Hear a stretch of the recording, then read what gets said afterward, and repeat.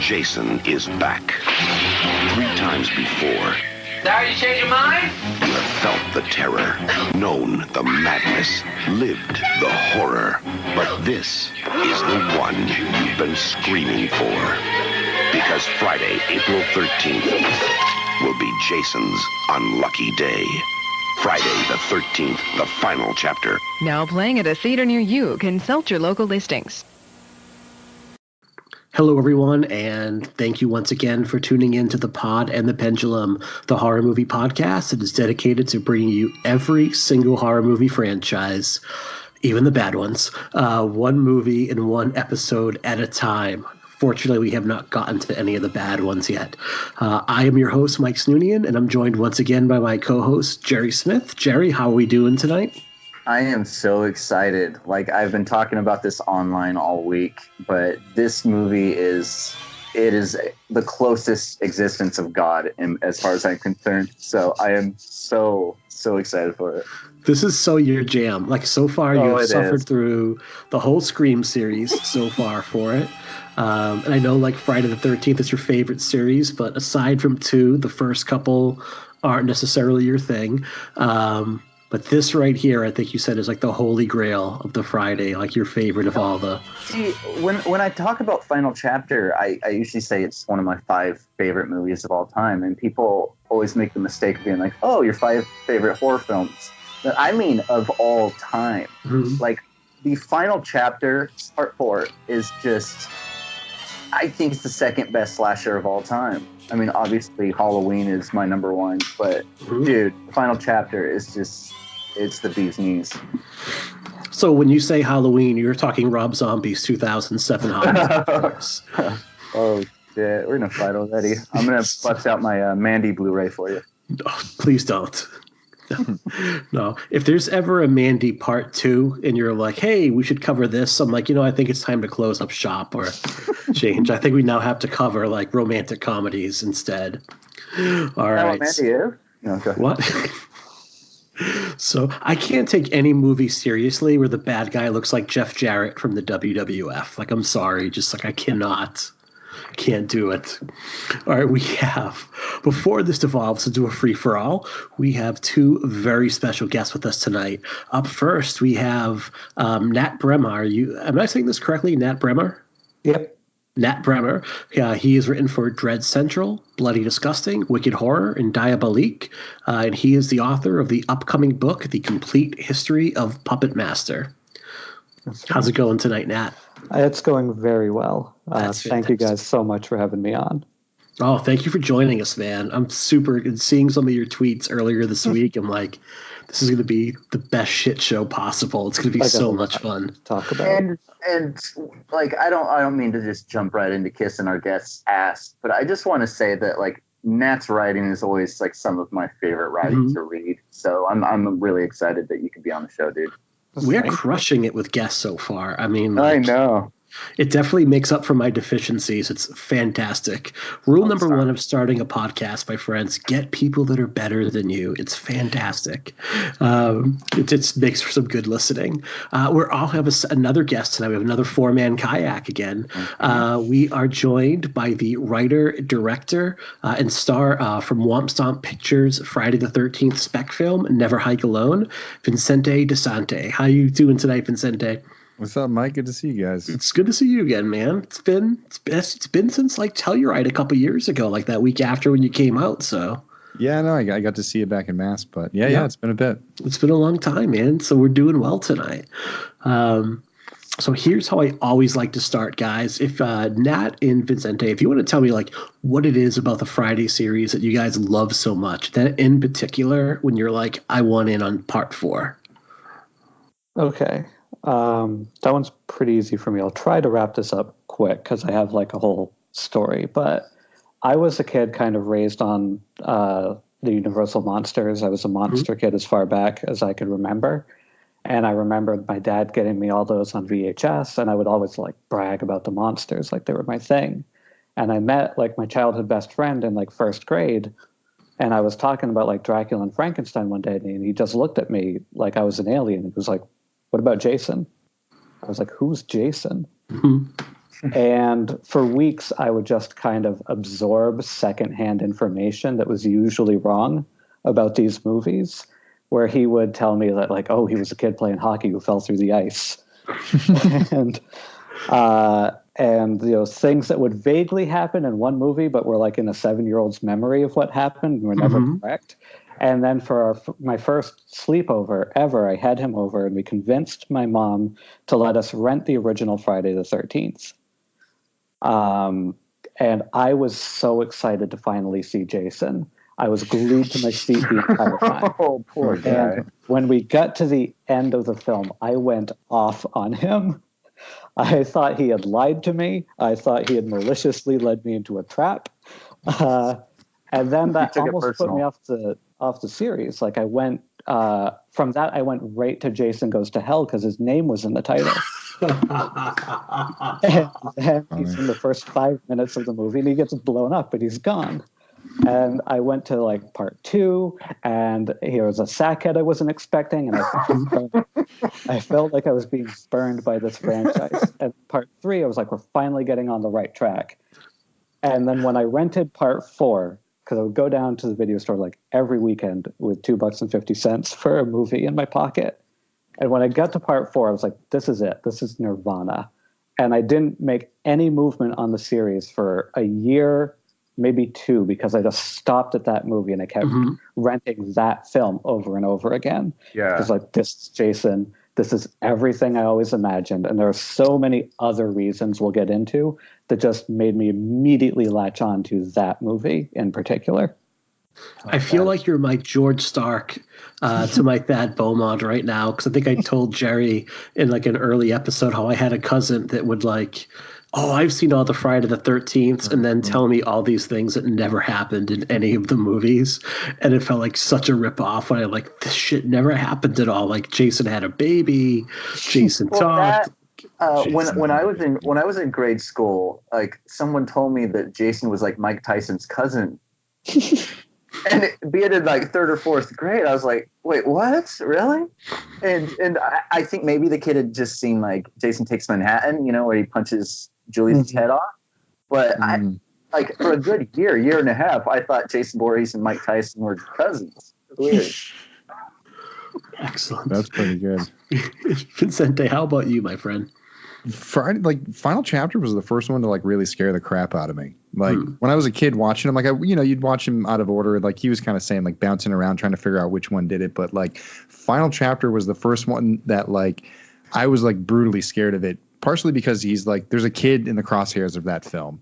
So being a kid and then watching a kid get chased around, you're like, oh my God, like Jason's gonna kill me. So growing up in a place where like I grew up on a lake, grew up in a forest, and I was always playing in the woods, I was constantly afraid of Jason coming out of the forest and just murdering me wherever I was. And it was partially in relation to Final Chapter in the way that like he went after, Feldman.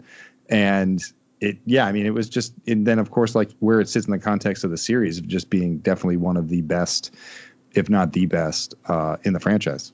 Right. Well, it also, we could get into this more as the show goes on, but it also, in my opinion, has the best opening out of all of them. Yes. Right from the beginning, you not only see that you're getting a direct continuation from part 3, so it kind of feels like the Halloween 2 thing, but even just from like a cinematography standpoint, like that opening scene is gorgeous and it's scary as hell. I mean, when they take that body out, and then it just stays on that location, like, and the lights go out. That's terrifying. So right from the beginning that you're in for like a really good treat with part 4.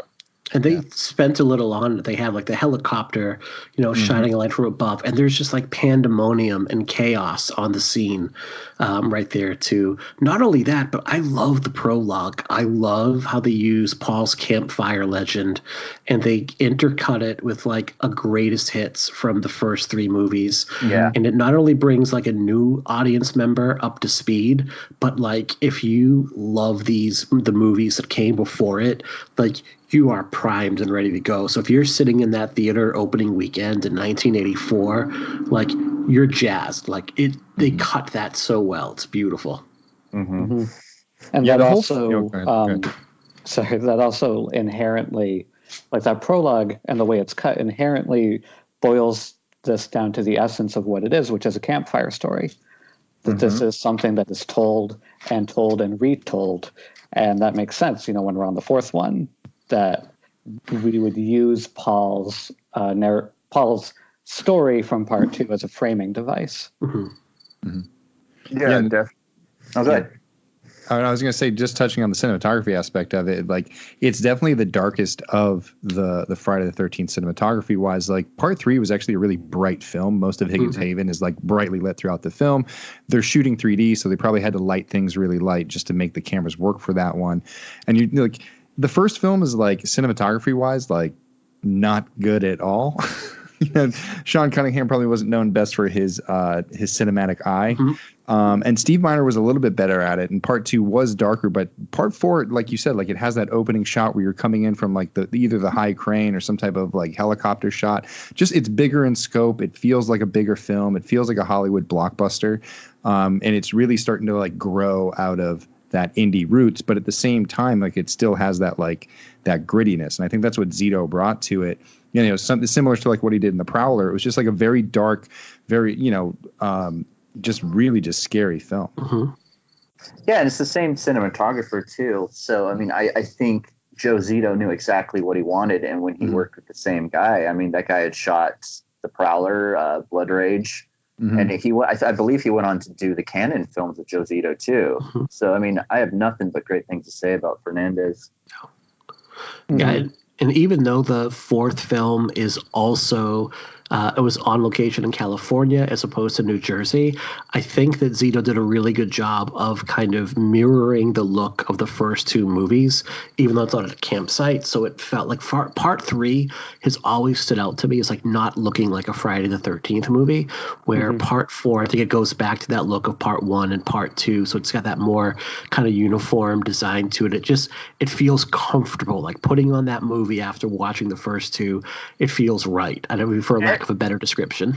And it's also a return to form. I mean, I'm not saying this to talk shit on 3, but I mean, like we mentioned on last week's episode, 3, I mean, the weather of it was completely different than the first 2. Whereas 4, I mean, is back to the rain. It's back to, a lot of the same stuff that we got with the first 2 films.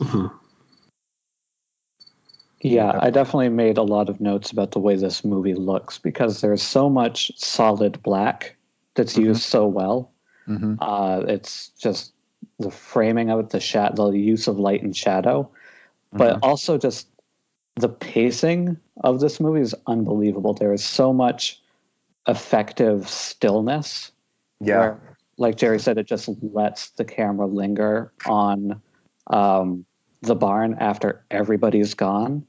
It does that again when Judy Aronson is in the raft. She is sitting there for so long before Jason actually pops up. And even in kind of regular quiet moments without Jason, there's that great moment where they're stopped by the cemetery. And you have that shot of Pamela Voorhees' headstone. And Sarah is just completely uncomfortable. And it's not like she's even really sure why. It's just setting up this very discomforting tone.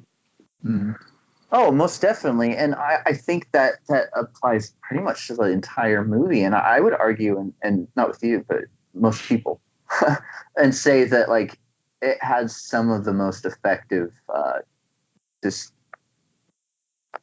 sequences as far as it takes its time to really get kind of expecting it going. You know, it takes its time getting you used to the shots where, like, when Judy Aronson is on the raft or at the beginning, where it takes so long that you kind of lose track of the fact that something bad's coming, and it makes you calm. You get very calm, and then that's when Jason strikes. And I think Joe Zito did such a good job at establishing the dread more than it gets to the point where you're expecting it so much and it doesn't come. So you let your guard down, and that's when it does. And I think out of all the films in the series, this is the one that does that the best. Yeah, I'd absolutely agree with that. Yeah, a lot of the kill sequences in the film, like, I mean, first of all, you get Tom Savini coming back to do the effects, which is really nice. So the effects kind of go back to that more gritty, more brutal style of kill. So like the kills are very kind of intimate in that way, where, you know, Jason is manhandling people in this film, which is really like, you know, with each Friday, you notice this like steady raise in production value, the steady raise in like what you're getting for the product as the budget's going up, and seeing it like, it's so, you know, this is like one of those films where like when they start to get into the kills for this film, like even like anywhere from the final kill to, you know, the corkscrew to the you know, the pig splitter in the face. It's just, you know, every single sequence is just so brutal and memorable that like it leaves you with that. It's like Jason is so visceral and like mean in this movie. That's what I love about it. Is like every time they precursor to like Jason showing up, whether he's like on the other side of the shower and he's just kind of drifting towards the frame and slowly getting there, and that arm just like blasts through. It's like when it does take off, it takes off at like 1,000 miles an hour, and the sequences are like brutal and visceral, and then you're cutting to the next scene and you're like, you know, you're still dealing with what just happened. I think, you know, it's a great effect on the audience the way that like the film is pieced together that way. Oh, definitely. And when it comes to Jason himself, on the previous episodes, Mike and I, we've been discussing the kind of differences in Jason from each actor that plays him. You know, like in two, you know, Steve Dash's Jason was. He was clumsy. He was also afraid, you know, like he had this fear to him. In the third one, Mike had this good point and observation saying that Jason's kind of like the guy who his wife tells to take out the trash. He doesn't really want to do it, but he doesn't want to hear it. So he just kind of does it and moves on. What Ted White's Jason it's the Jason that just, he doesn't wait around for something to happen. Like he's when Jason starts becoming just an asshole. You know, like this Jason is mean, and it only gets worse and worse as the series goes on. I mean, C.J. Graham, there's a playfulness to how he did it, but then when Kane Hodder started playing Jason, like, you know, Jason was just like basically a huge bully from there on. But Ted White is still to this day my favorite Jason. He does such a good job. Yeah. Ted White is Jason sprinting after Trish in the pouring rain. You know, we'd see him just like tearing ass after her is an absolutely terrifying image. It's so good. I think another thing that makes Ted White one of the best, and the thing that probably makes him stand out, even though it shouldn't, is that he hated doing this movie. He didn't want to be there. He hated Joe Zito. He was miserable throughout the entire production, but that rage and frustration comes through so well in the character. Like, it actually really works. Well, yeah, I mean, he hated Joe Zito. He thought Feldman was a brat. I mean, what mean little bastard. Yeah, I mean, what is a better catalyst to giving a good Jason performance than having to work with Corey Feldman? And try not to kill everyone else on set. Right. And Crispin Glover. I mean, Jesus Christ. I had bookmarked. Hold on for 1 second here. I want to try to find this from the. Excuse me. Never Hike Alone. No, that's your movie. I'm sorry. From Crystal Lake. What did I do? Yes, from Crystal Lake Memories here. I had kind of bookmarked this little bit of like Ted White talking about how he wanted to kick Joe Zito's ass. He's like, I keep telling Joe, you just wait. When this movie is over, I'm going to kick your ass. And when he yelled cut for the last time, he actually ran to the car just to get away from me. He's lucky because I really was going to kick his ass. and that's the last time I saw him. Like, he's just like, Ted White has no fucks to give, and it's kind of awesome.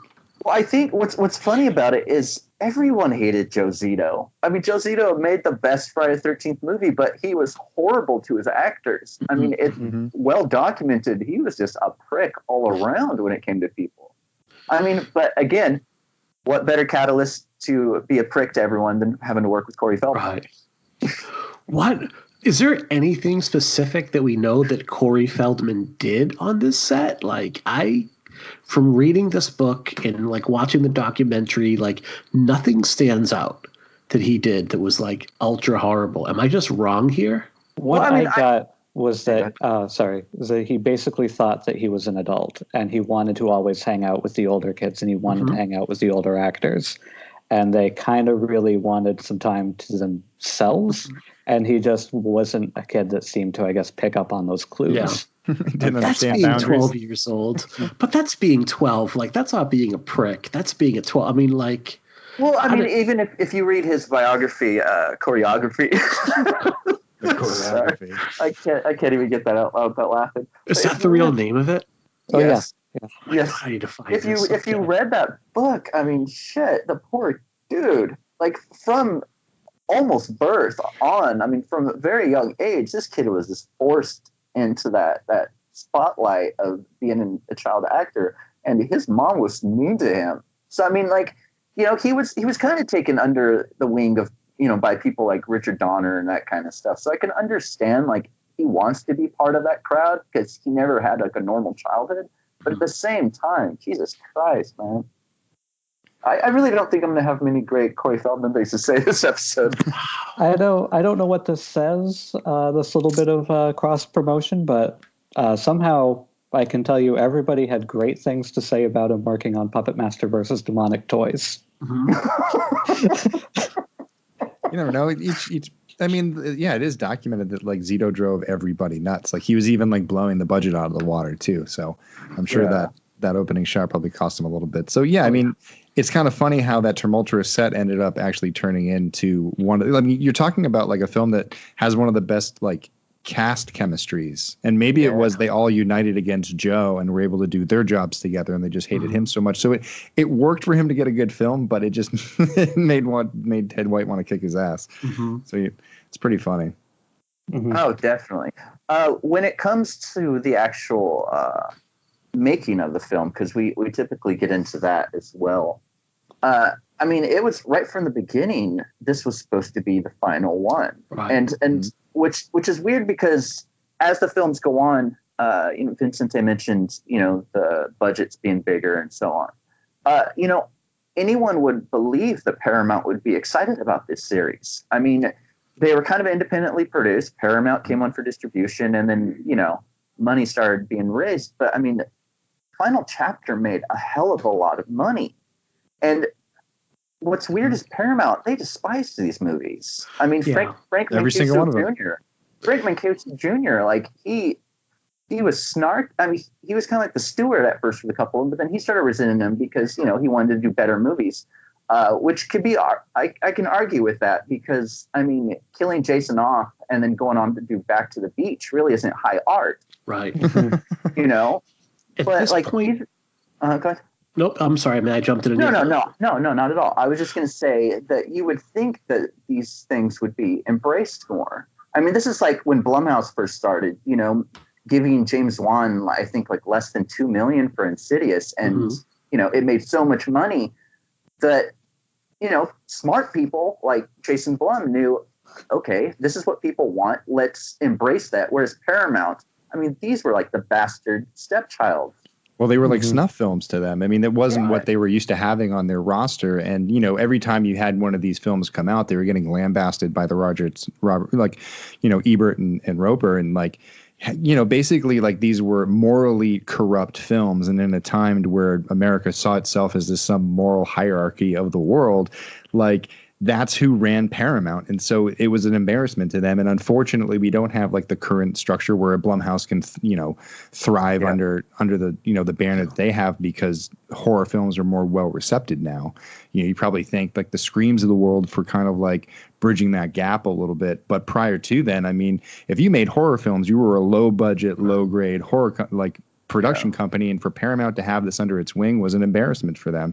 And it's and that's why they ended up selling it off to New Line and like basically just screwing the pooch with like everything from 7 on is like a complete, like, we don't give an F about this series. Let's just make up whatever we can to make it. It's like, and even when they first made it, they didn't know what they have. Like when they stumbled out of the gate wondering what the heck Jason was, because they were never going to make sequels. They were the ones who said, make another one so we can make more money off of it. And then it took off under their control. But what ends up happening is this great sweet spot where by the time they actually really figure out where Jason is and like how to use him, it's part 4.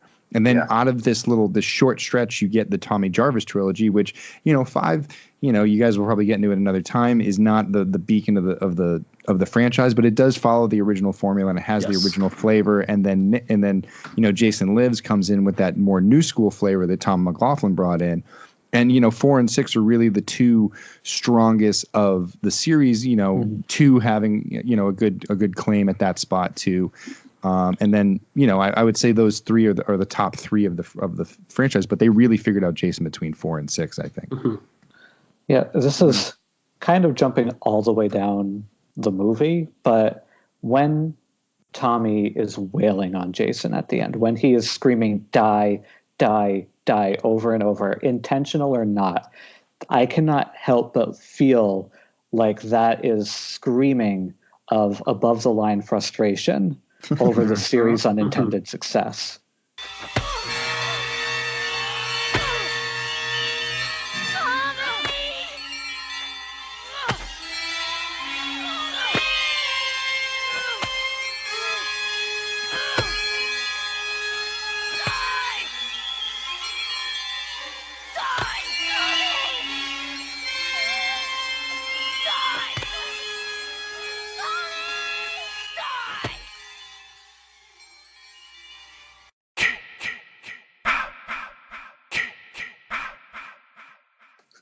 Oh, yeah. That's funny. And we got to remember, in 1984, this is the height of Ronald Reagan's city on a hill, like shining city on a hill America, where the moral majority has started to take over. We're in the middle of the Just Say No movement from Nancy Reagan. It's starting to take over. Tipper Gore and the PMRC is right around the corner. There's the underpinnings of that starting to happen. We now have a full-blown crisis with the AIDS crisis at that time too, which the Reagan administration completely swept under the rug and ignored and allowed millions of people to die during. But you have these movies that are basically celebrating teenage drug use and teenage promiscuity. And you have Paramount, this is one of the big studios, the ones putting it out there, and it had to look like to them like this giant wart on the end of their nose. But when you have in 4 movies, you have an investment of maybe $8 million plus your marketing. And at this point, I think they pull in roughly between $140 and $150 million in early 1980s money. I mean, these are your second tier Marvel movies nowadays in terms of what they're actually pulling in. So it's hard to say no. It's hard to let that cash cow go. As we see, they greenlight part 5 as soon as the first weekend comes out for part 4. They're like, oh, looks like we're making another one. Yeah, it came out 11 months later, didn't it? That's insanity. It's insanity. And what I love about 4 going into it is, I mean, he might have been sketchy as hell behind the scenes, but I mean, Phil Scuderi was still involved. Yes. I mean, when it came to the writing of it, I mean, it's widely known. I mean, Joe Zito knew that he would get like double payment for saying he'd write it too. He secretly hired Cohen. And then basically they had to hear Scuderi basically tell him what to put in the script like the other ones. I mean, Phil Scuderi, he was definitely like a scary dude, but I mean, a lot of the best sequences in the first few films came from him. came from him sitting around the table in the North End in Boston, like pantomiming these scenes and basically freaking everybody out around them. I would love, I can't think of the podcaster's name, but he's done like Inside Psycho, Inside The Exorcist. He does like the dramatic reenactments of how these movies got made. I would love to have him do like an Inside the Friday the 13th and have like a Phil Scuderi behind the scenes, like acting these things out in a crowded North End restaurant. I just think that would be hilarious. That's great. Yeah, I didn't know that existed. I'll have to look into that show. They're like 6 episodes a piece, and they take they're dramatic reenactments, but they're all really well researched as well. So I highly recommend those podcasts. We'll put some links in the show notes up to those later on for people because it's, again, just really well done. Okay, so where do we want to start with the movie right now? I had a note here: Axel versus Bob from Halloween 2. Who you got? Oh Lord, I think Axel takes the cake. I mean, I'd love to read that script, but I'm pretty sure most of that was improv. Yeah, because that rant is like, man, to this day, like my son laughs when he sees that. Like it's so weird, and like years later, getting super into Seinfeld and stuff. Now I can't watch Final Chapter without thinking of that same actor in Seinfeld. So it's great. Who is he in Seinfeld? I cannot remember. He was the rabbi, wasn't he? Yes. Okay. Yeah. Yep. All right. Yeah. No, but like we typically talk, and I think someone mentioned this on Twitter as well, if I remember correctly. We typically talk about like the zombie Jason beginning of 6. But if you really think about it, like 4 is kind of it, like he got chopped right in the fucking cranium in the last movie. I mean, he's gone, and 4, it kind of starts that whole different direction for the series, I think. Yeah, I got a lot of notes about that Zito has even said that for him, Jason was dead by the time this movie starts. And a lot of the first few minutes is kind of letting the audience anticipate when he's going to come back. Yeah. When is he going to get back up? There's so much. Jason is on camera so much until he actually gets back up. There's so much of just him at the barn lying still, him in the hospital lying still. And it's such a great shot when we finally get that single puff of breath as the locker door is closing. And there's just so much great stuff that Tom Savini did to kind of make Jason look subtly undead with the grayish skin, the black fingernails. It's not over the top, but it's really, this man is not well. Mm-hmm. Yeah, for sure. And I think right from the beginning, that you're going to get something different. I mean, we did mention that 4 kind of has the closest kind of tone to the first 2 movies than, any other one.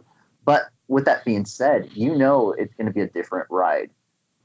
Everything from like just how Jason kills to, the characters themselves. I can't think of another Friday the 13th film, maybe 6, that has characters that are as likable as this movie. Yeah. I mean, I've said it on every episode so far, and it'll probably be like my awful tradition. But I have always said with Final Chapter, if you take Jason out of that movie, you still have one of the best coming-of-age films around. You give a shit about every single one of these characters. Yeah. And I think that it's so rare to come across a slasher film where you're not just waiting for, the next sequence of the next kill. Like you care about these characters. You care that they're in jeopardy. And the fact that they threw like, a divorced mom, single mom, sister, little boy, and Tommy Jarvis, to a lot of us, that was us. Like growing up, I was Tommy Jarvis. I think we all were in some way. So I think everything about this film is something different. Like the writing, Scuderi had a lot to do with the kills, but I mean, whether it's Cohen or Zito, they knew that we wanted a slasher film that we could identify with. And I think that's exactly what we got. Yeah, I mean, I've always said that like if you really want to judge a Friday the 13th film, it goes as far as the cast goes, because I mean, Jason's going to kill in all of them. There's cool deaths in every single film, but it's what happens between those deaths that really like makes the film entertaining. And if you can't like sit with the teens, which some of them are kind of hard, like I find that's the like one of the downfalls of Part 7. I feel like Yes. I'm not really watching teens really do anything. There's no arc in their characters. They have nothing to do. But in Part 4, even like the ancillary two idiots on the side like spend the whole weekend trying to get laid, and it's funny trying to watch them go over those hurdles. And there was an ultimate outcome. The love triangle, the two, the lovebirds, and just like the stuff that Rob looking for his sister, and all these different things. There's all these storylines that are happening that it's like, oh, I wonder what's going to happen with this, and it makes you interested. And then the dialogue and the interactions and the chemistry between everybody on their journeys is entertaining. Like some of the most memorable scenes that don't have anything to do with killing. The computer scene where he enters everything into the computer and they're driving on the back of the station wagon. It's one of the best scenes in Friday the 13th history, and there's not 1 ounce of violence. It's just pure comedy. It says you're a dead fuck. What? A dead fuck? A lousy lay. Dead. Oh, I see. Oh, don't hold it back from me, Doc. I can take it. Give it to me straight. I did not say it. The computer did. Yeah, well, there is no computer. Aha. And there's no Betty either. And I'm a dead fuck. Like I said, the computer don't lie.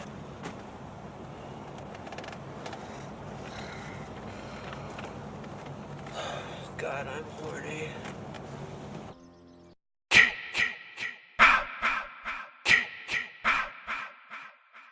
Them discovering like the old nudie reels and stuff like that, and messing around. It's just, I don't know. It's just a film that's like, it has as much fun as it does its brutality. And so I think that's why it makes it such a great Friday the 13th film, because it brings that comedy and those lighthearted elements that kind of carries you through and connects you to the characters, and then delivers on like grisly demises for each one of those characters. It's definitely very rare. I think Part 2 does that very well. Good characters, great final girl. And Part 6, characters have something to do. There's an arc going on. You're continuing Tommy's arc. They have that. The rest of the series, everything feels a little forced. Yeah, I agree. It feels like this is the first movie where the cast knows there's an audience for this movie. Like, we know that a lot of people are going to turn out for it, and everyone is giving their best performance they possibly can, even in little roles. Like, I really love Lisa Freeman as the nurse. I think it's Nurse Morgan. Yep. And here, like, she's funny, she's whip smart, she kind of like gives back to Bob like everything that he gives her.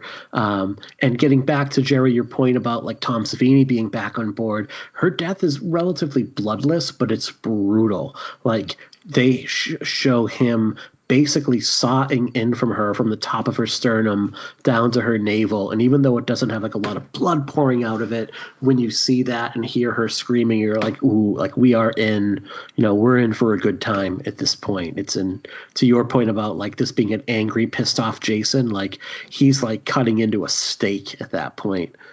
Well, he does snapping Axel's neck, like turning it all the way around. That was great. He does things in this film that would go on in future installments with other actors playing Jason. But I feel like the combination of Ted White just being pissed off and Tom Savini, who, if you really think about it, all of his kills in any of the movies he's done have been mean-spirited. I mean, he's just, I love Tom Savini as a person, but fuck, man, this guy has issues. Like, the kills in this movie are just, I think, unparalleled. I mean, prior to this, Jason killed people. That was a given, but it wasn't as like inventive, and it wasn't as just impressive and kind of like cruel, but kind of jokey. I mean, like crucifying Crispin Glover, like Jason would have had to take a couple minutes to do that. Yes. So at this point, this is when Jason's becoming Michael Myers, where he's kind of like an asshole wanting to play pranks too. Yeah. Yeah, I absolutely agree. And I think the mean-spiritedness of the kills partners so well with the good-naturedness of the teens, because going back to the cast, they are really what pushes this over the edge as my favorite movie in the franchise, because this is the cast of an 80s sex comedy. Yes. But it's the cast of a great 80s sex comedy. And really thinking about it, like the beats that they hit as characters have way more in common with those films than they do than slasher films. Sarah, as the kind of quiet meat girl who really wants to get laid, has so much in common with Jennifer Jason Leigh's character in Fast Times at Ridgemont High. Jimmy and Ted as this sort of comedic side duo where one of them is bestowing all this sex advice and is just such a Casanova in his own mind and is the only one who doesn't wind up getting laid, while Jimmy just he's himself and it works. Like these are beats that are lifted directly from like the best comedies of that type. And it just happens that you take a movie like that and you throw Jason into it that makes this work so well. I always like to pretend that Ted is basically Lawrence Monison's playing the same character that he played a couple years before in Last American Virgin. And he's just now jaded by the end of Last American Virgin. So he acts like he knows all about chicks. So, and no, that's right. It has so many aspects of like a teen sex comedy from the 80s. And I think a lot of that translates to all the people that they cast in the film. I mean, like I said, Lawrence Monison, Last American Virgin is one of the best films ever in that kind of subgenre. That, yeah, Peter Barton, Crispin Glover, Judy Aronson, like the cast in this movie is solid. And I think out of the entire series, with the exception of like Kevin Bacon in the first one, like this is the Friday the 13th film that has the biggest amount of people that went on to do bigger things, And let's not forget, I know we were joking before about Corey Feldman and choreography, but I love Corey Feldman. Yeah, I'm kidding. This is a stretch where he does Friday the 13th Part 4. The next year he's working with Steven Spielberg and Richard Donner on Goonies. He does Stand By Me with Rob Reiner. Yes, Rob Reiner as Gordon LeChance, which is one of his best roles. That movie's incredible, and his performance in that is it's a tearjerker. And then he also was one of the Frog Brothers in 1986-87 in The Lost Boys. So he's on this stretch of movies like before you get the two Coreys and things like that, where like this is a kid with a lot of potential and so much talent, and he even returns a year later just for like a weekend shoot in the backyard. It's like, yeah, I love doing the Friday. I know I can't be here because, you have like the chance to work with, Danny McSleazy or, Steven Spielberg and Donner. You're going with the man who made a man fly and made you believe it every 9 times out of 10. And well, you know what? Danny Steinman made me believe it. Thanks too. So. Yeah. I will defend Part 5 till the end. Oh, me too. I guess. Yeah, I love Part 5. It's got its it does have its good points. Roy almost won our poll overall. Like it's due for its Halloween 3 moment, I would say, and we'll talk more about that next week. It's a sleazy gem. I love getting to your point about Ted and Jimmy. I love how Crispin Glover sells the look of concern on his face when Teddy is breaking out his quote-unquote computer to tell him, it's like, oh, computer says you're a dead fuck. Like he knows exactly what note, what jab to hit his, best friend with, like where it's going to really hurt.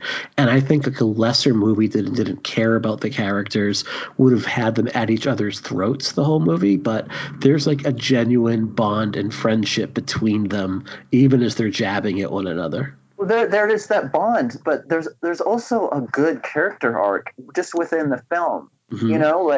Like Ted's trying to just be the dick to Jimmy, and it works, and it's so much fun to watch. But towards the end, before either of them die, it goes full swing. Like Nat said, Ted's the one that doesn't get laid.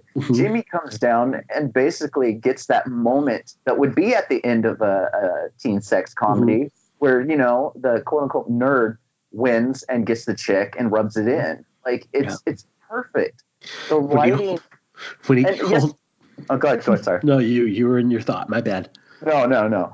I was just going to say, yesterday, I can't remember who, or the day before, I was talking about being bummed about the most recent legal thing with the Friday the 13th stuff. Mm-hmm. And a friend of mine, I don't remember who, mentioned, well, the Friday the 13th movies have never been known for good writing. And I don't buy that. Like, yeah, there's lesser slashers as far as, like, mainstream non-horror fans, what they think.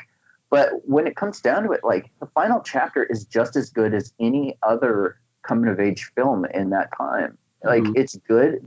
The characters are written very well. They're identifiable. Like, you know these characters, or you were these characters. And I think it's brilliant.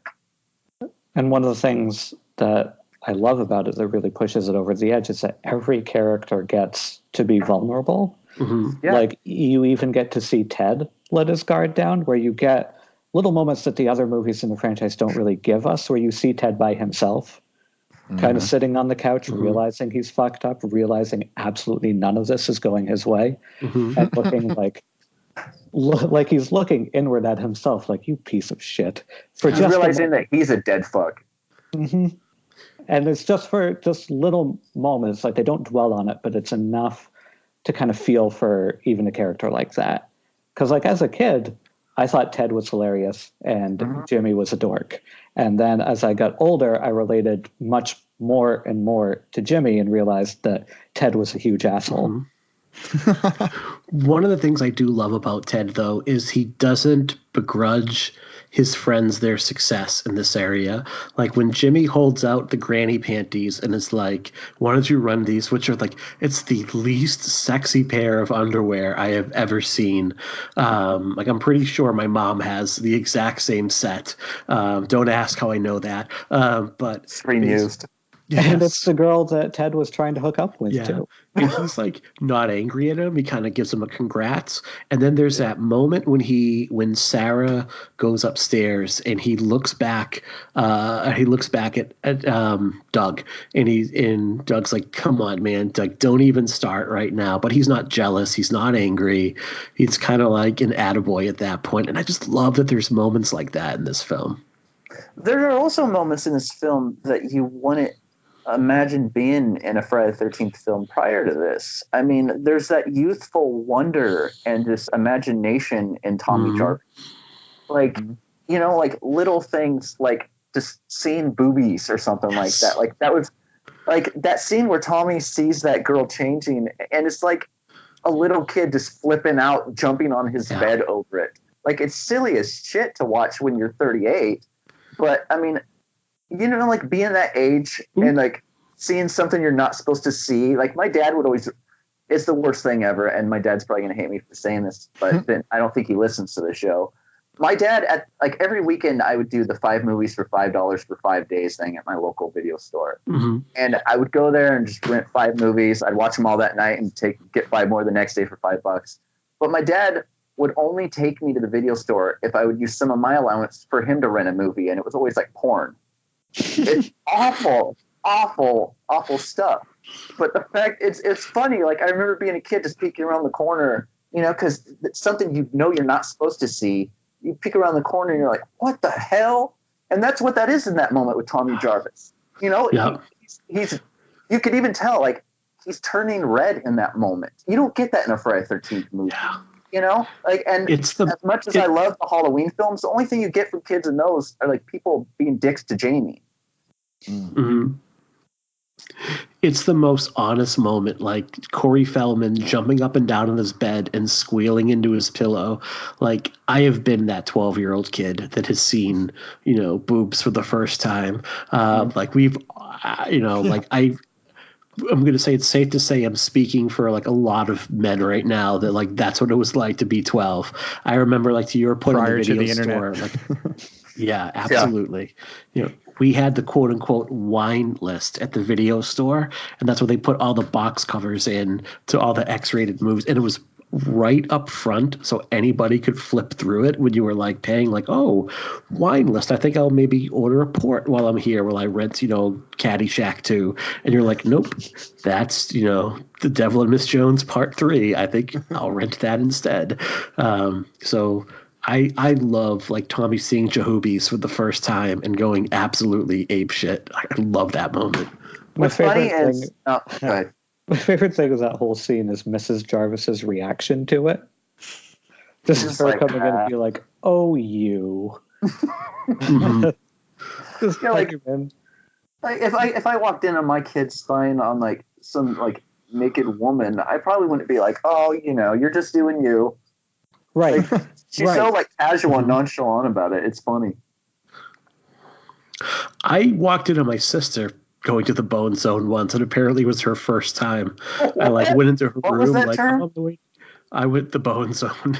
So yeah, it's late. I've had a long week, but like apparently like it was her and her like mohawked haired boyfriend. And I'm like, hey, I am on my way to like the Middle East for a show. I'm going to grab your Bouncing Souls tape. And I didn't even realize what was going on. Like walked in, grabbed it, walked out.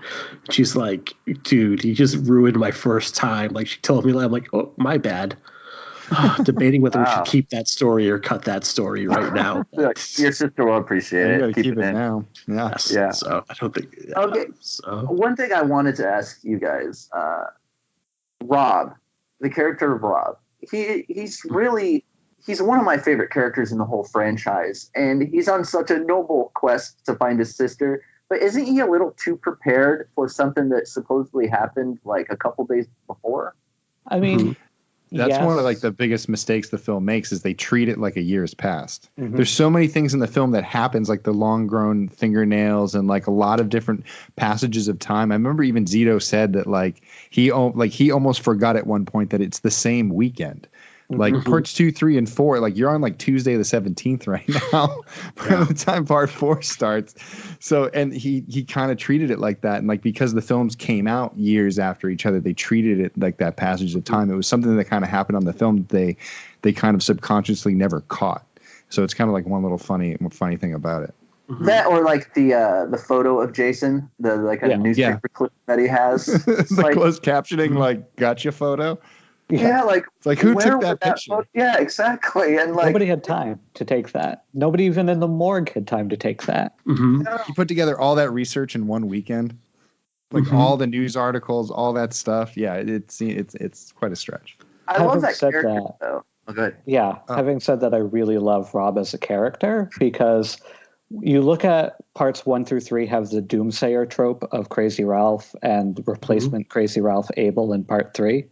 And Rob really, kind of reimagines the doomsayer trope post First Blood to be someone who is weaponizing their trauma, to be someone who knows all this, who knows these kids shouldn't be going there, who knows that bad things are going to happen at Crystal Lake and decides to do something about it and take it upon himself.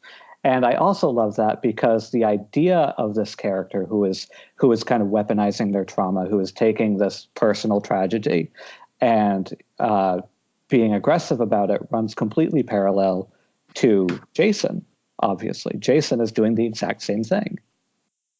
Yeah, no, I agree 100%. I've never actually thought about it that way. That's good. That's great. I agree, though. And Rob is interesting to me because in a lot of ways his character like almost serves no purpose to the kind of core story, but it's that quest to find his sister and everything that kind of I think leads into what makes the film so great. I mean, it does run parallel to Jason, and it's almost like the yin and the yang to the film, I think. And what's interesting, I think Rob gets what is, in my opinion, I think the most heartbreaking death in the entire series. Like it's scary to me to watch that scene, because you could barely see it. It's lit very, it's very dim in that scene, and he's just basically yelling that he's getting murdered. Like that's something that you haven't seen prior or after the final chapter.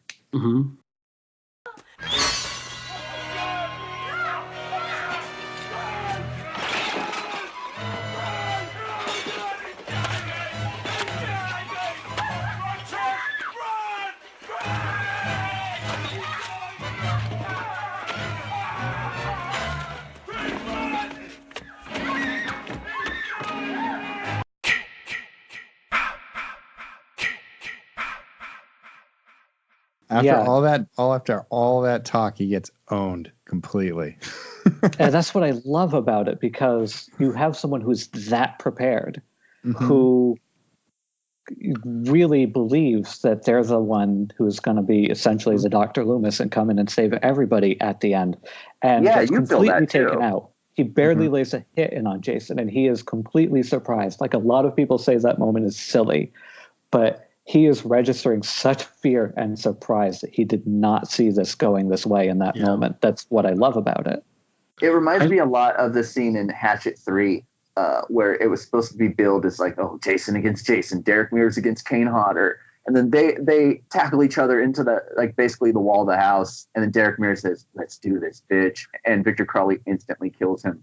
Like, it has that same kind of even as a viewer, you watch Rob in Final Chapter, you kind of almost think that he's going to be the one that stops it. You know, he feels like the Sarah Connor character. He feels like, the guy that, he's going to take charge and he's going to save everybody. And like Nat says, he basically just gets killed right away. It's great. Also, one of my favorite scenes in the movie is Jason fucking up Rob's camp. Yeah. Because it shows that we really have a smart Jason this time. Like, Jason is really thinking tactically that he has this enemy, and he goes and he destroys his gun and he destroys his map. So he leaves him essentially just completely in the dark. And then he doesn't stop to kill him there, even though he probably could. He just goes off on his way. Right. I love the fact that, like, in a real way, like, the character of Rob subverts the audience expectations of what is going to happen in this movie, because Rob is a physically burly, well-built, masculine dude. So audiences going in know this movie is called The Final Chapter. It's been promised that, like, this is the end of the series.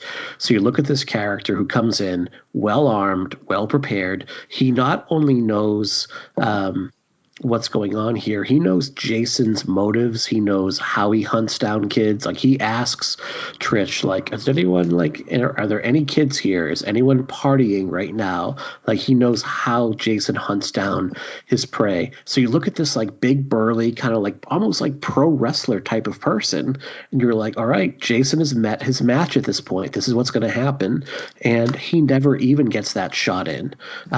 Zito has said he based that kill on a real life story that he read of a person getting attacked in New York City, asking, like, please stop hurting me, please stop hurting me, and everybody just, like, walking by and not even, acknowledging what was going on around them. So while it is a little bit silly to hear a guy scream, he's killing me, over and over again and not doing anything about it, it's also a bit terrifying as well. I don't find it humorous at all, and that's what I've never understood about people that laugh at that stuff. It's kind of like what I said the last episode, where my wife and I were watching Hereditary in the theater, and the audience kept laughing at the boy crying. Like, I don't understand how people find a lot of this stuff funny. But it reminds me of what I said last episode when my wife and I went to see Hereditary. The audience was they were laughing at the son in that film crying for his mom. And I feel like that scene, and especially the one with Rob getting killed in Final Chapter, they're not funny at all. They're tragic. They're heartbreaking. And what's interesting is I never thought that I would compare the Final Chapter to a movie about Swedish black metal. But, I watched Lords of Chaos a while back, and it's instantly become one of my favorite movies because I've always been really interested in that stuff. But there's a whole scene in that where one of the main characters is being stabbed to death by someone who was one of his friends. And he kind of says a lot of the same kind of stuff. Like, he's asking him to stop murdering him, basically. Like, yes. That's one of the many things about Final Chapter, I think, that just works. It's such a breath of fresh air. And I'm not saying that to talk down on other slashers. I mean, I could watch The Burning, 24/7 as well. But with that being said, I feel like Final Chapter is the one slasher movie that just isn't embarrassed that it's a slasher film, but at the same time kind of rises above what you're expecting from it. I think it does subvert expectations a lot, and I think Rob's death is one of a couple deaths in the film that actually subvert kind of the gender tropes of slasher movies, because female characters plead against their death a ton in movies. It's just, for some reason, audiences find it weird to hear a male character do that. And then obviously you have Peter Barton getting the very intentional shower scene killed. It was definitely something Joseph Zito wanted to put in the movie. No, you're right. Both of those death scenes in a more, I think, cliche movie, those would have been the female deaths. Yeah, I mean, when it comes to those two deaths too, it's like the visceral nature of what they do with the effects on those two, like crushing the head, not only like getting him backed into the wall, but like seeing the moment of like the way that they use the doll in that thing to see the head and the skull like collapse. Yeah, like it's that, and like I kind of said it before, it's like the way that like Jason doesn't only cut Axel's neck, which is Tom Savini acting that scene, but he not only does he take his neck, but then he wrenches it around to almost try and like rip it off. Like, he is that pissed off. He is coming after the kids that much. And one thing I was going to add on the Rob aspect is the last little kind of like sprinkle of humanity that you put on him is that there's a little bit of a relationship chemistry with him and Trish. Yeah. They start to develop this little relationship where he's supposed to protect her. And it's such a great, this is one of the funny things about early Friday the 13th films, as much as they like, they didn't do great things for women. They also made women the strongest characters towards the end of the film. I mean, you have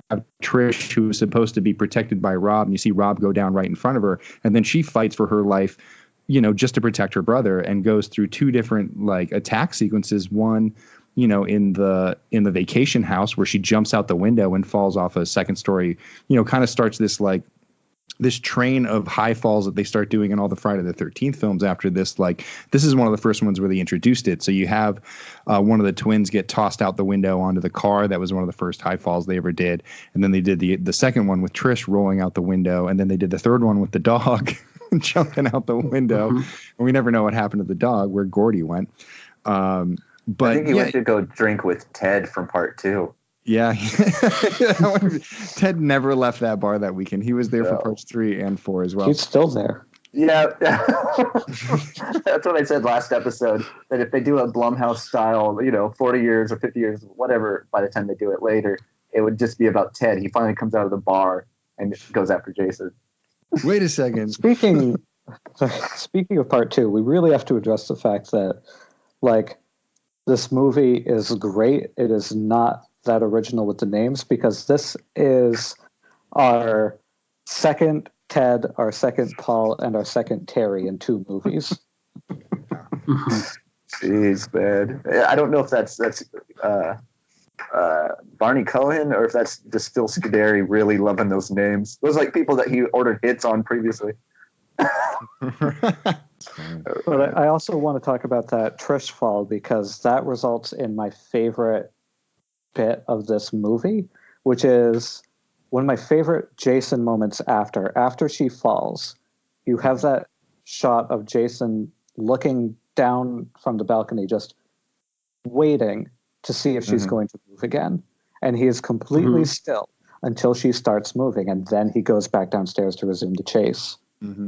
Well, I mean, like, I think, Nat, I think you said it before. I mean, Jason, with how he messed up Rob's kind of camping area, he is more calculative in this film.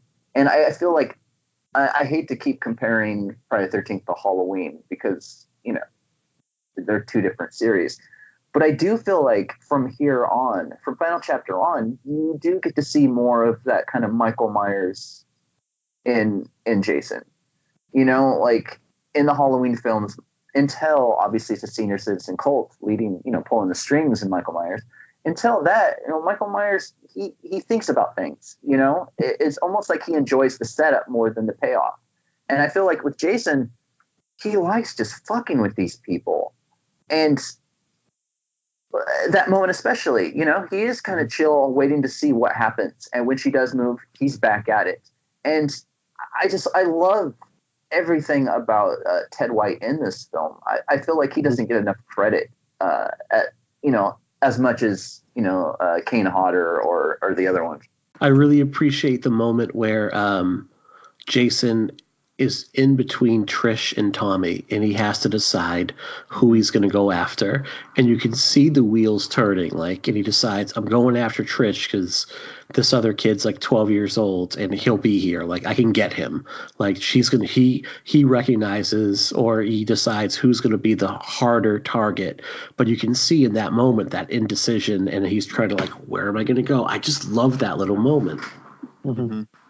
Yeah, I mean, it puts you at a tense moment too, because you're like, is he good? Like, it's one of those first moments you're like, oh my God, he's going after the kid. And I think anytime you started involving Corey, every kid who's, from the age of 8 to, 14 that's watching this film is absolutely pissing their pants.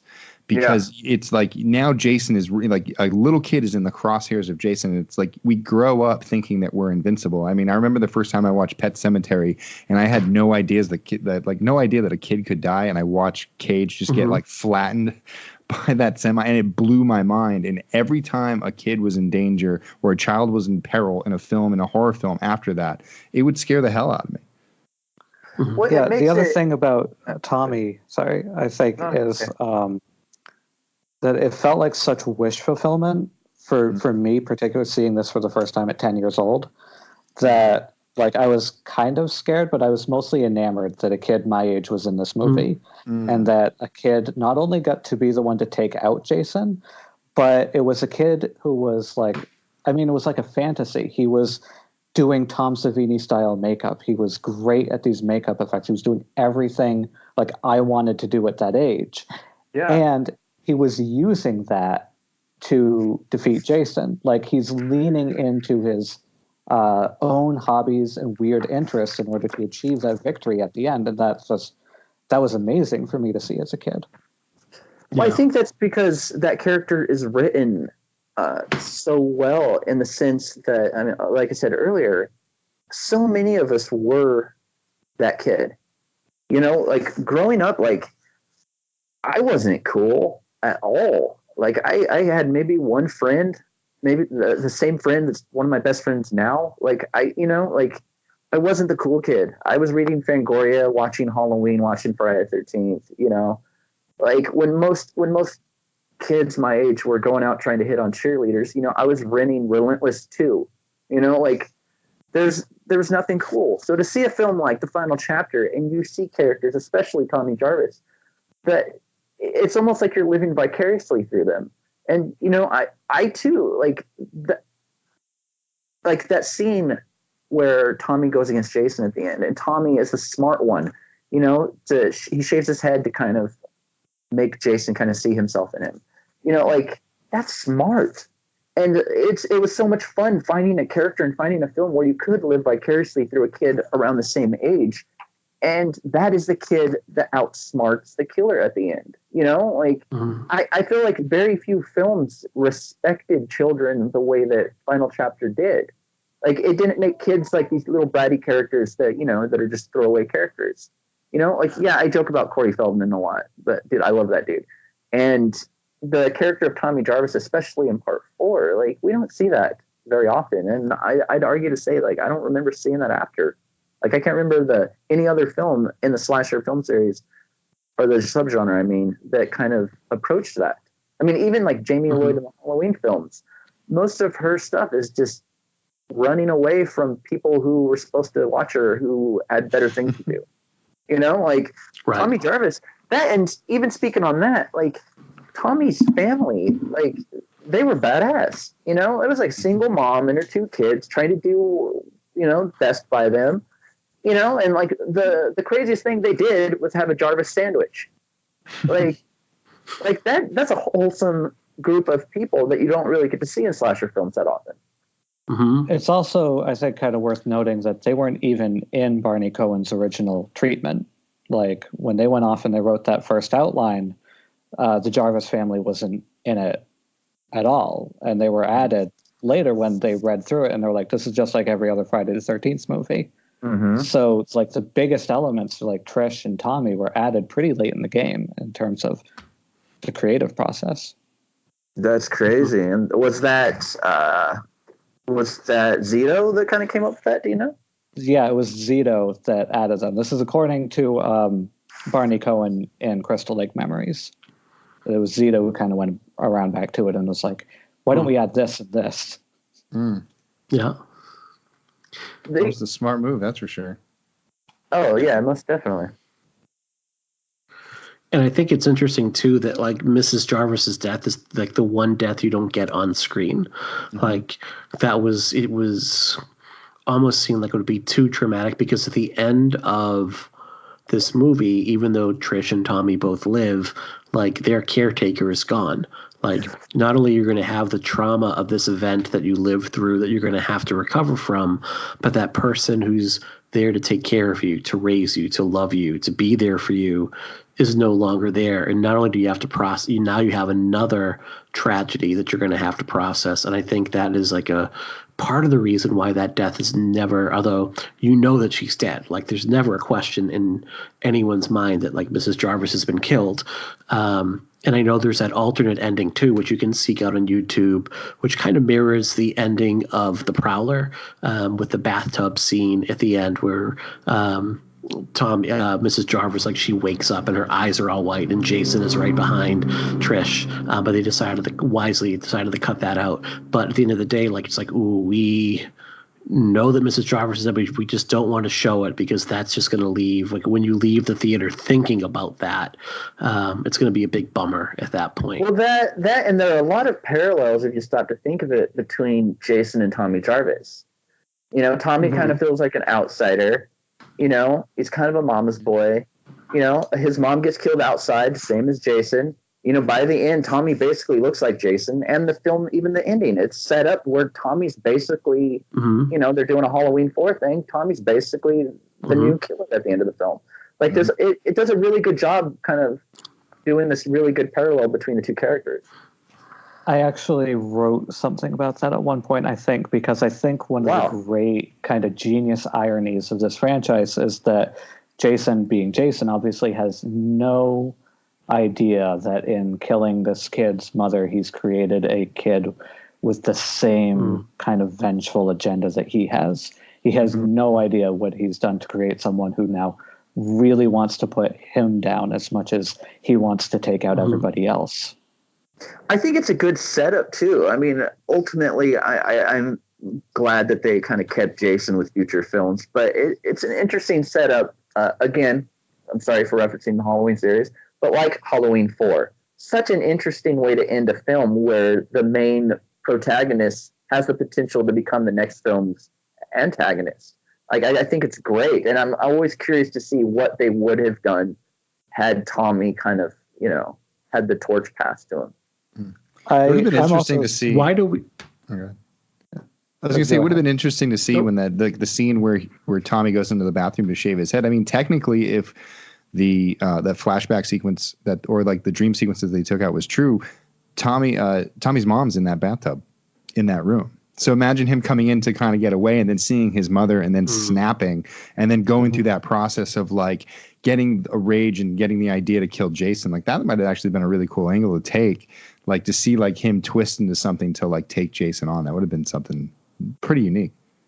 I'm on the other side of the spectrum in that I am so endlessly relieved that they didn't make Tommy the killer.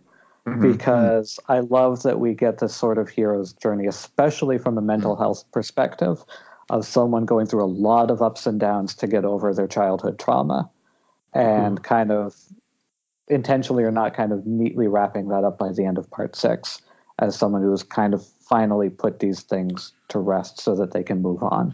Oh, I completely agree. I wasn't saying like make Tommy like the killer, but more just in that moment see him snap, and it's kind of like that initial thing that this is the beginning of his journey of like having to overcome, like it's, you know, and this is what drives him to really attack Jason. Other than, you know, it's still well earned in the film. It's just that one little moment that's kind of like interesting to see like what Tommy's reaction to seeing his mother dead would have been. Yeah, definitely. I love the whole Tommy Jarvis arc in general. You know, like, no, I say what if, that it would be fun to see him as a killer, but I mean, ultimately, like I said, I mean, it's Jason stuff, and like we definitely love the future. No, I'm glad that he stays the good guy. It's yeah, I wouldn't want to see anyone else do it. I do wonder what would have happened had Feldman been able to do another film, because I mean, that is the one thing, as much as I do like 5 and 6 a lot, the one thing that kind of always takes me out of it is just you see 3 different people play the same character. You know, it's interesting. I'm gonna hit us with some. I'm gonna do the me thing and hit us with some really bizarre kind of franchise knowledge. But when Wildstorm had the comic book rights to Friday the 13th, and they were putting out all the Friday the 13th comics in the late 2000s, this was kind of right around when Mark Andreyko wrote the Pamela's Tale comic, which was a really good origin story for Pamela Voorhees. There was plans for another series for him to do that would have been about that they had the license and they were literally going to make this Friday the 13th comic book where survivors from previous movies were getting picked off one by one, and the killer would turn out not to be Jason at the end, but was going to be Ted from part 2. Really? No way. Yep. And I guess their idea was that he was a failed comedian who snapped.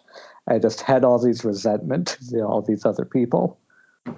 Like, it was probably a bad idea, but it's the worst idea, but I am there. Oh yeah, exactly. I'm picturing a Ted that's like beefed up like Carrot Top in order to kind of pull off the physical machinations that I'm not. I'm picturing Ted from the his name was Jason documentary. You know, like the balding, little hair he has left in a ponytail, goatee. Like, that is my killer in that. Wow, that's great. Yeah. Nat, you had mentioned like the mental health trials and tribulations of like what something like this would go through. And, you know, I think that it's interesting in part 6, that movie begins with Tommy, and we'll have to talk about this, I think, a lot more in depth in a couple weeks. But, you know, Tommy basically does some really extreme exposure therapy where he goes and he digs up Jason's grave. But he's now essentially responsible, like Tommy is, for every death that occurs from the beginning of part 6 onward. And that's something that's never kind of dealt with, but everything you see all the way through Freddy versus Jason is the direct result of Tommy not being able to get over this incident, like that his trauma kind of defining him at that point. And I think, you know, like as exposure therapy is kind of a more extreme form of counseling that can work really well or it can go horribly wrong. And I think in this case, we know which way it went. It went perfect. The other thing is that this is it's kind of going off topic with Final Chapter, obviously, but the other great thing about the opening of part 6 and everything that happens in it is that it's such an unintentionally great foreshadowing, because at the beginning of part 5, Tommy has a dream about 2 idiots going back to that grave and digging it up and awakening Jason, and he is one of those 2 idiots. That's great. That's a wonderful point. That is a really wonderful point right there. We were talking before about the character development that goes on here and it being a coming of age story. I think I had made a note earlier that's kind of like whenever I think of this movie, I think of Rodney Dangerfield and Caddyshack yelling like, "We're all going to get laid" at the end of the movie, because there's so much sex in this movie and it's great. I love that Sarah goes from someone who is slut shaming her friend, and her friend kind of owns it and is like, won't allow her to do it. She's like, no, everybody tells everyone that I'll sleep with anyone, but that's not true. Like, I only sleep. I'm sorry, Samantha is the one that slut shames Sarah, and Sarah like corrects Samantha and says like, no, I sleep with who I want to sleep with, but not everybody. And hey, that's up to me. To Samantha having her own agency, and that little seduction scene between her and Doug when she asks if he'll sleep in the bottom bunk, and he knows what's going on, but he's like, why? Do you want the top bunk? And she's like, no. I love that moment so much, and it's heartbreaking to see what happens to them. Well, it's not. You can also tell, Sorry, you can also tell that Sarah has such, like, even when she's talking to Sam in the bathroom, like, she has an interest in sex that she's kind of trying to downplay, that builds more and more throughout the film. And I also like that she's kind of a secretly great character, because she's also kind of a fake out, like, red herring final girl, Because Yes, if you look right. at the general tropes, she's a very quiet, very reserved, neat girl. She's part of this teen group. She's the one that stands out. She's the one that's a little different and a little more observant. And she meets the same fate as everyone else in that house. And it's actually kind of inventive. Well, I think it's great how it takes your expectations. I mean, like I think a few of us have said already, it takes your expectations and it subverts all those kind of expectations and those tropes that you think you're seeing. It's not the young guy trying to get laid in this movie. You get Sarah, and she typically would be the one that lives at the end. But no, she dies like everyone. And who's the people that live at the end? The little kid, and his sister. Like you walk into this movie, you think how you're going to walk out of the film, and it's completely different than what you're expecting. Another little thing I love in that moment too, when Samantha leaves the shower and Doug's like, "I think I'm in heaven," and they can obviously hear one another in that moment, and she's like, "I think I'm in love," and all of a sudden he's like, "What? Can't hear you." He's like, "Oh dear," I just find that like sneakily really funny. It's like typical straight white male, like cliche right there. Like, oh, what? You mentioned love? Oops. Never mind. But he's ready for round 2, though. He's definitely, right. And then he's like, "Oop, looks like I dropped my soap in the shower." Like, I don't know. I love these characters. We would be remiss if we didn't talk about Trish, but we also didn't talk about Jimmy a little more, and Crispin Glover and his dance moves and the corkscrew. Okay. So Crispin Glover was, the music he was dancing to on set was AC/DC's Back in Black. That's what they've always said. That does not make it remotely better. He does not sync up remotely as any more well with that song than anything else he could have been dancing to. It's almost worse. Made it less weird. What's funny is he had mentioned in interviews that he saw that dancing at like nightclubs that he would go to and stuff. And I want to see the guy who inspired Crispin Glover to dance like that, because that guy, dude, right? Like, that is insanity. I remember the first time I saw the movie, like, I thought I was high, and I saw the movie when I was like 6 or 7. Like, what the, like, even as a kid. As a kid, you let a lot of things pass. But even as a kid, I would see that and be like, what the hell is going on? Like, he looks like he's having, like, a bad health condition. Mm-hmm. I feel like whoever inspired Crispin Glover... He's just always been on another planet. Yeah. Whoever inspired him to dance like that is also who clearly inspired him at life. Whoever inspired him to be Crispin Glover. Well, what's funny is this film tries so hard to make Crispin Glover not Crispin Glover. He's cast in a role that's not typically his kind of role, like the guy trying to get laid. Like, and then because he's Crispin Glover, he does things like that dance, or even just the way that he delivers his lines, like the corkscrew thing. Like, oh my God, like his kill, I think it's, other than Rob, my favorite in the movie, because oh my God, it's brilliant. And everything from like the dialogue to even just how they deliver the scene, with the kind of reverse thing with the hatchet. Like, man, it's top notch. It's top notch. I love how Crispin Glover plays this role like he was a mole person that has crawled up from the earth and has maybe watched like a couple, like sitcoms of how teenage children act, and he's like taking on that kind of persona. Like when he's like, "Where's that fancy corkscrew?" and the way he's calling out Ted, like his shoulders are hunched over. He's got like one arm like perfectly posed on the counter. Yes, that's perfect, right there. You got it. It's just like no human being would ever pose like that, but it just fits. Well, it does. And I've always loved the story where Crispin Glover, when he arrived on set in a taxi or something like that, he just got out and told the producers to pay the guy. Like, who does that? Like I'm just enamored by that dude, just as an actor and a human. I mean, everything from Final Chapter to the karate kick on Letterman. I mean, it's just there's so much to get on board with that guy. He does have some. What is the karate kick story? Can someone fill me in on that? I don't even think Crispin Glover can fill you in on that. Okay. Like, he was on Letterman. He was talking about his. He almost kicked Letterman in the face, and Letterman basically walked out.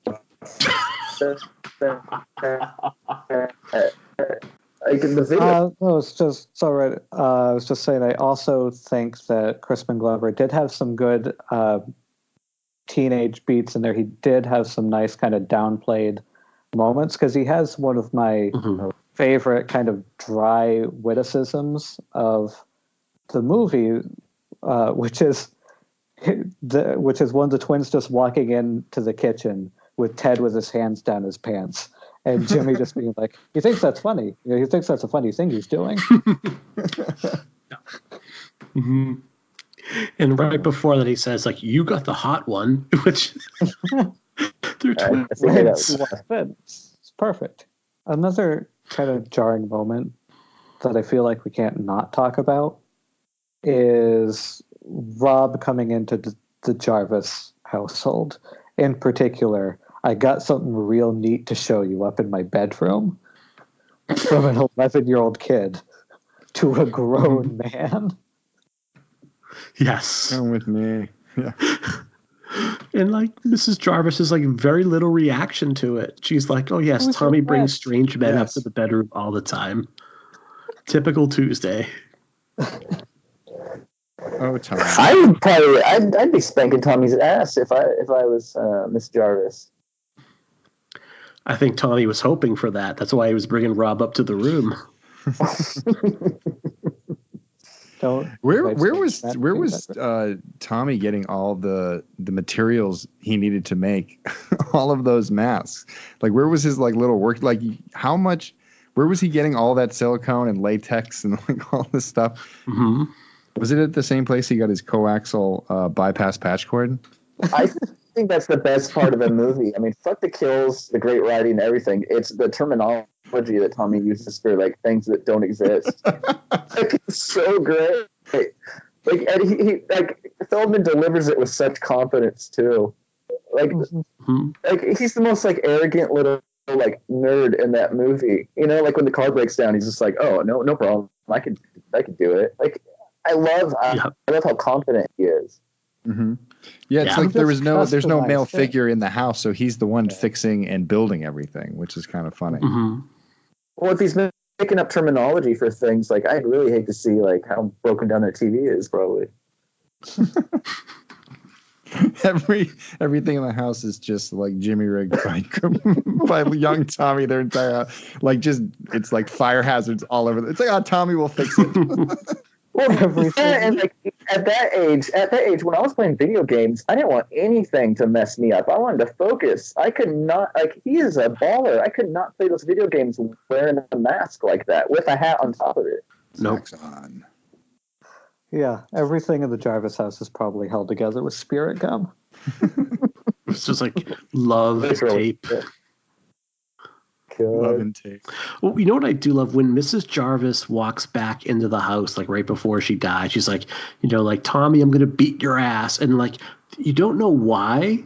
You know, it's like she walk in like every night, like maybe like publicly she presents as this really nice mom, but secretly like she's kicking the shit out of her kid for like no reason. Like, is she a mean drunk? Like, what's going on? Like, why is she so pissed off? I didn't know that anyone who has ever viewed this movie actually thought that she was literally going to strangle him. That's a new take for me. I didn't think anyone ever watched this and said, "Oh my God, she's actually going to strangle that kid." So that's a new interpretation. Worried for a moment. This is an early prequel to the Babadook. Yeah. Or Mother's Voice. Oh yeah. So where does Kimberly Beck as Trish rank as far as your final girl? Not only in the Friday the 13th series, but maybe overall. Because I think she's maybe a little underappreciated. I think she's a little overappreciated, to be honest, and that's saying a lot because I mean I adore this movie as much as I love my kids. But I mean, with the exception of the last 15 to 20 minutes where she's just like firing on all cylinders, she kind of like has that bashful like, oh, just going with the flow kind of thing. I mean, yeah, it's a good arc. It's a good arc, but at the same time, I mean, you look at like Ginny or Alice, like right out the gate, like they're easy to latch onto. Whereas Trish, it kind of takes a while for me to kind of be rooting for her. I'm rooting for the other characters the entire film until that last 15, 20 minutes. Okay. Yeah, I think the thing with Trish is that she is it's a little tougher for her because she's battling for protagonists with 2 to 3 other characters in the movie, which no other final girl really has, because there's Trish, but there's also Rob, and there's also Tommy, and you think that Sarah might make it out for a while. So it's a little tougher because there's not as much focus on her until she is the final girl. So Vincente, overall, like, where do you see Trish? Because I think all the focus goes on Tommy because he is the character we see for the next 2 movies after this. But, I think that she's pretty resourceful. She's pretty tough overall. And I think she's quick on her feet. Like, she's kind of thrown right into the fire. And she manages to do pretty well. No, I'm a big Trish fan. I think Kimberly Beck does a good. I mean, as far as like having to own the last like 10 minutes of a film and run around and battle Jason, I think we get a little bit of it with Chris Higgins, and hers is a little bit more silly. Like she hits Jason with a log and she's hanging from him, from the banister and falls down, even though there's nothing that knocks her off and there's no reason for her to lose her balance. Like as far as the first 4 goes, it's like for me, it's like. I'm number 1 with Ginny all the way, but Trish is definitely either my top 2 or 3. She can kind of battle it out with Megan Garris a little bit, but I don't know. It's like Trish, she's kind of like one of those characters that I feel like the franchise lost touch of. It would have been nice to see where she was at one point and where she went. I mean, she's a pretty strong character in that regard. And yeah, prior to that, she's not really doing much. She can't fix the car. She's annoyed that she's got to watch Tommy. She's the one who, holds Tommy's eyes when they're skinny dipping down she's just playing older sister. But what's nice about her arc is at the end of the film, she really does play older sister. She protects her brother and gets in front of him and then, makes this big window for him to escape. And he runs up into a bathroom and shaves his head. So, and it's just such a great conclusion to the older sister, younger brother, because the younger brother doesn't listen. So it's kind of nice, but I don't know. I really base it on the fact that like she really does fight hard against Jason. She goes toe to toe. She's swinging that machete at him. She knocks that mask off, and she gets it all the way to the end and really sets it up for the moment that Tommy does take it. I mean, if it wasn't for Trish, Tommy definitely would have been dead. Yeah, and vice versa. Yeah, it's nice that they complement each other. They both save each other in some regard. It's interesting that Kimberly Beck had such an issue with the movie itself. I mean, I remember in Crystal Lake Memories, if I remember correctly, she talked about it being like, I think like lesser than a B movie or something like that. She called it a C movie. That's great. No, it's just interesting. Like, I know a lot of people look down on like having been involved in these. I mean, I doubt Holly Hunter's going to talk about The Burning very often. But I mean, with that being said, like these films are such a good starting point for a lot of actors. I mean, you watch Halloween and then you see Virginia Gardner in that, and then you see her in something like Starfish, which is such a different film. Like, you know what I mean? Like it's interesting to see people kind of get their start with a lot of these movies. And I think Final Chapter of out of all of them, I mean, I would be proud to be in this movie. Like, it's such a good film in the whole slasher subgenre.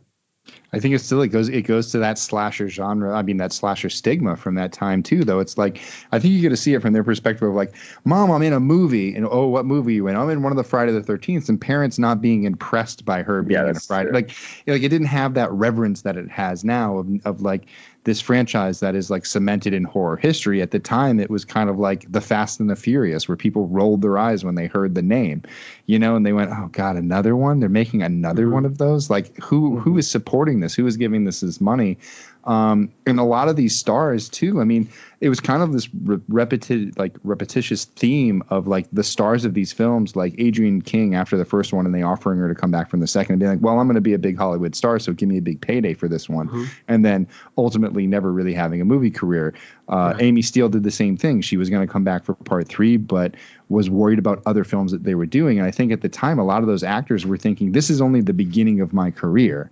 You know, this is just the stepping stone. I'm trying to get away from these films so I can do something more serious. And it isn't until later in life when, you know, unless you're Kevin Bacon or Corey Feldman or Crispin Glover or a few other the hand-selected, you know, actors that went on to have successful careers out of the Friday the 13th franchise, now you look back and it's their swan song. It's, you know, their little bit part in a movie, their like one chance to die on screen ends up becoming this immortalized ticket for them into horror movie, you know, the Horror Movie Hall of Fame, where now, like, based on a character they did over, 30 something years ago, they're going to conventions and, spending weekends with fans and having fans gush over them. Like, I just came back from Pop Rock and Horror this weekend in Gettysburg, and I saw, like, Miguel Nunez there, who is mostly known for his work in Friday 5 and Return of the Living Dead. And still having Return of the Living Dead panels, and a lot of the people in those films, like obviously Linnea Quigley went on to have somewhat of had a career. Tom Matthews had somewhat of a career, and then kind of found his own calling doing something else. And just it's kind of just interesting to say to see the impact these films, even though an actor may have only made an appearance in one or two of these films, or one or two of the films in the genre, how it's for actors who have acted in 1,000 different films and nobody recognizes who they are, for these characters to be so recognizable 30, 40 years later is just incredible. It's just kind of like an odd, just weird the way life works sometimes. I think that's one of the best things about conventions is seeing those people who are realizing how much they mean to horror fans, even with smaller parts. Like I went to the Halloween 40 convention this past year, and it was so great to see everyone having to do with that series, have their own table. And a lot of them, it was kind of first conventions for them. So, you see someone at the beginning of their kind of convention career per se. And, there's that kind of youthful kind of naivety to it, to where they're finally realizing, oh, well, maybe I shouldn't be embarrassed by this thing that was early on in my career, because, how many people are in line wanting to meet me over it. Absolutely. Yeah. And the impact that these characters have, the way that we talk about them and revere them and discuss them and break them down, it's like they don't understand. To them, they were just out there on set and it doesn't mean much to them. Like now to see that those characters have such impact on kids growing up is pretty amazing. Mm-hmm. Yeah. And I think kind of to go back to everything we touched on earlier, for them at the time, I absolutely get the mindset that not only was the genre not really revered, but because of that, it was tough, probably as a working actor, to get that excited for a movie that the studio wasn't excited for and that the producers weren't excited for. Mm-hmm. I mean, to this day, Paramount, aside from really the first movie, the Blu-ray box set's not that great. There's not a lot of cut footage. It's back into it. People have been clamoring for years for having restored versions with really full kills, because these movies, as we all know, part 2, part 3, part 5, all these movies are cut to shreds by the MP. Oh, 7 in particular, they're cut to shreds by the MPAA. Oddly enough, part 1 and part 4, I think Savini has said, because they basically told the MPAA, this is the last one, they kind of let it slide a little bit more in terms of what they were going to do. But there's this footage just doesn't care, because Paramount just didn't really care about these movies at all. Mm-hmm. Well, it's unfortunate, because you'd love to see them. I could see kind of both sides of that. You would love to see the films how they were supposed to be seen. They were effects-heavy movies. Obviously, you want to see the effects. But I also think that in 2019, I think a lot of fans feel maybe a sense of ownership over movies that they shouldn't. I mean, how often, every single day, do all of us have to hear about the goddamn Snyder Cut? You know what I mean? I don't want to see alternate versions of every single movie just to please every single fan. I mean, I grew up loving the movies the way they were, But Friday the 13th films, I can understand wanting to see more. Yeah. I mean, because it was intended that way. But I also feel at the same time, like I said, these days there's that entitlement that everyone wants the films to be exactly what they want. Yeah. The one thing I'll also say there is the one unrated version we do have, the unrated cut of the original Friday the 13th, I do think is worse. Okay. I do think that the gore that's added back in there doesn't, especially remastered on Blu-ray and everything, doesn't really do it any favors. It just kind of points out how well the movie was edited initially, because the Kevin Bacon death scene is iconic, but when you watch it on the unrated Blu-ray now, it goes on just too long to be like realistic. It goes on just long enough for the magic trick to stop working. You can see the seams there. And I think, Jerry, to your point, I think the difference between wanting an uncut version of these movies and, like you said, the Snyder cut is like the creator intent. Like the creators have said, man, it would be nice if like what we wanted to put on screen actually got to make it that way. It's less about fans demanding it and more about that curiosity. Like, I want to see like the Alien director's cut is not as good as the original version of Alien. I'm glad that I got to see it and compare it. I think in this case, like the directors have said, like we would like to see what we wanted on screen actually make its way on there. Well, that, and I also feel like if Paramount or whoever ends up releasing them, if they do find the other footage, it would. I also think releasing Friday 7 the way that Buechler had intended would be the perfect way to honor his memory. Absolutely. Yeah. I think the unfortunate thing is that like when these movies were made, it wasn't made in the time of behind the scenes extras that you're getting on your VHS, Betamax. Like very rarely did they include those things in there. And again, Paramount not really giving a crap.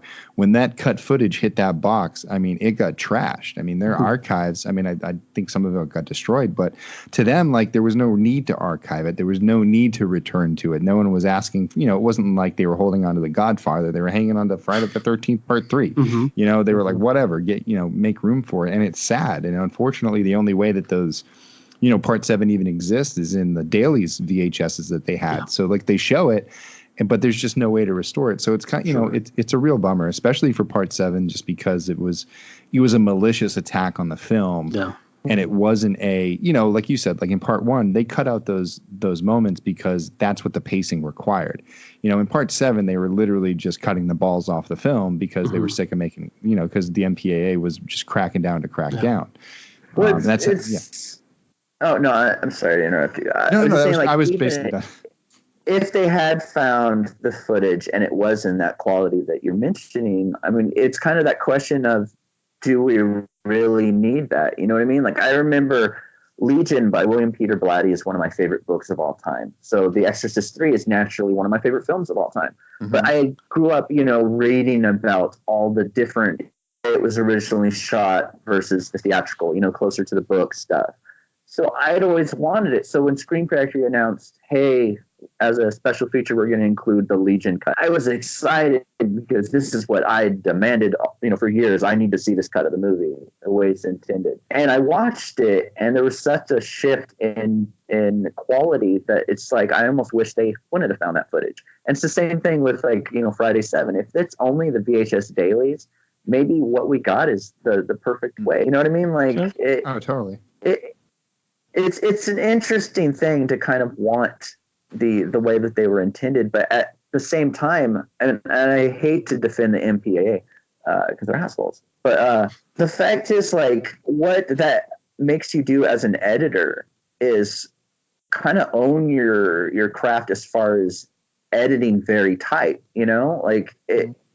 I almost feel like maybe those cut versions have better pacing, kind of the way that, like Nat said, the first one, when you see the way that it, they had shot it originally, it doesn't work as well as the way that it was cut, because it forced them to spend more time in editing. Can we talk about Harry Manfredini's score in Part 4? Because I think this is the best score of the series. Like, there's an energy to this score here that's just unbelievable. It's fantastic. There is, but at the same time, go ahead. No, I was just gonna say it's the best score in the series, but at the same time, any of our listeners, I would just like to officially apologize for never addressing the Friday the 13th Part 3 theme. Like, you know, it is pure brilliance. So I need to give that its due. But yeah, Manfredini and 4, it's spectacular. Yeah, it's so good and it's so sinister because I think in some ways the score has more to do. It has more work to do in this movie than it has in the other movies because there is so much quiet and so much really effective calm that Manfredini is able to help build so much atmosphere with the score. So I think it's absolutely one of the best. Yeah, I love it. Go ahead. No, I was just gonna say I love it. Yeah, I was going to say, like, it's nice because it complements its look so well. I mean, we talked about the dark cinematography and the way that this is shot. This is a night film. There's a lot of lightning. There's a lot of rain.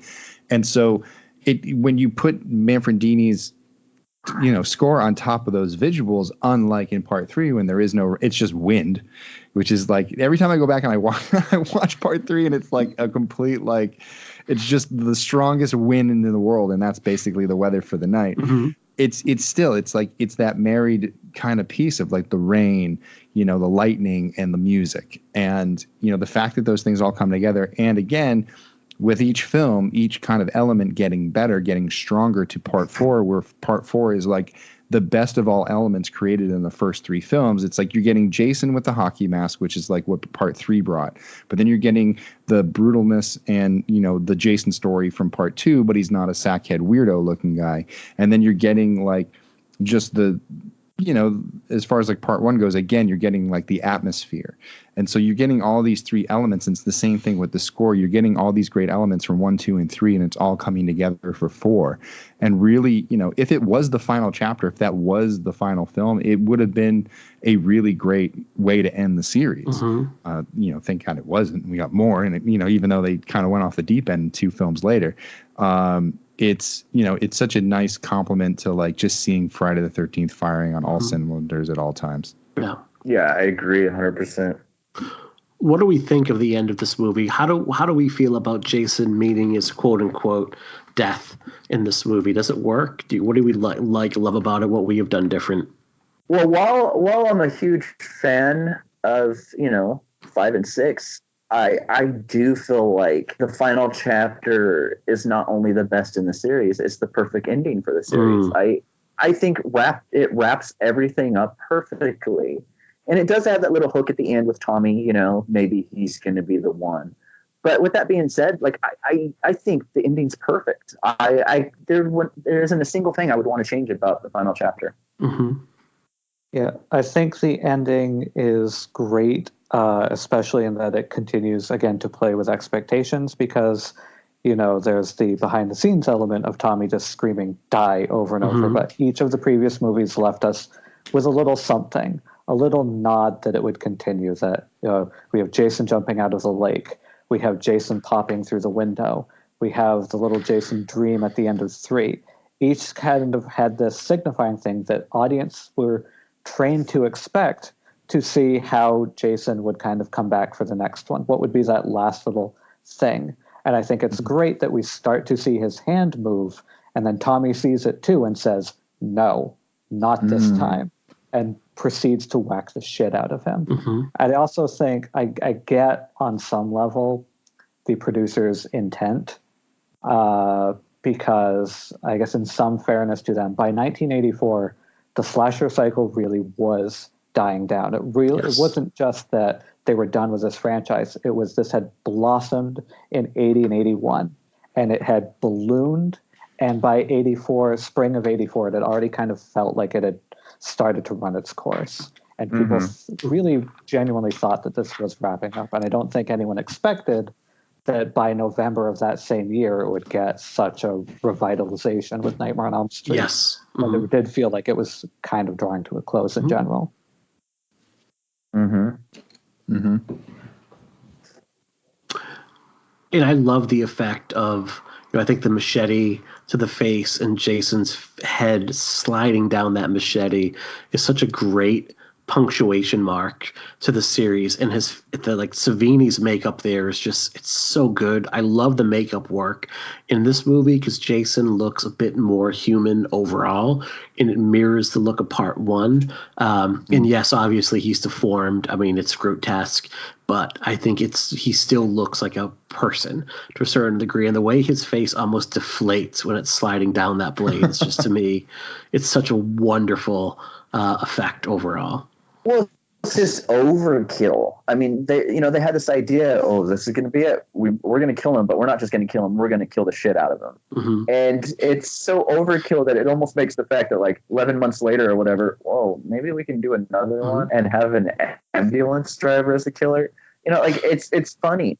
It's funny how confident they were in getting rid of the series because it was like the bastard stepchild. But then it made them a little more money, and they're like, never mind, we're good. Yeah, we can go to that well again. That set of ethics that we're better than what we're making. Oh, never mind. Yeah. Yeah. I also love that death scene because it really speaks to Tom Savini's work. Because even though this is in that bit just an animatronic like head, as he's sliding down the machete, there's such a genuine look on surprise on Jason's face. Yeah. Yeah, there's you can actually see that they've rigged in like an actual emotion and like put into like a really good expression on there to like really kind of encapsulate like sliding slowly down the blade is just, after you think about the precursors. How do you top cutting off Pamela's head in part one? Because in the second one, you bury a machete in Jason's shoulder. And then the next one, it's great. He gets the axe to the head. But this is like, how can you not like say like he's dead after this one? But again, like the hand twitches. We get, he rises from the grave, however many years later when Tommy resurrects him. But like, yeah, just a great.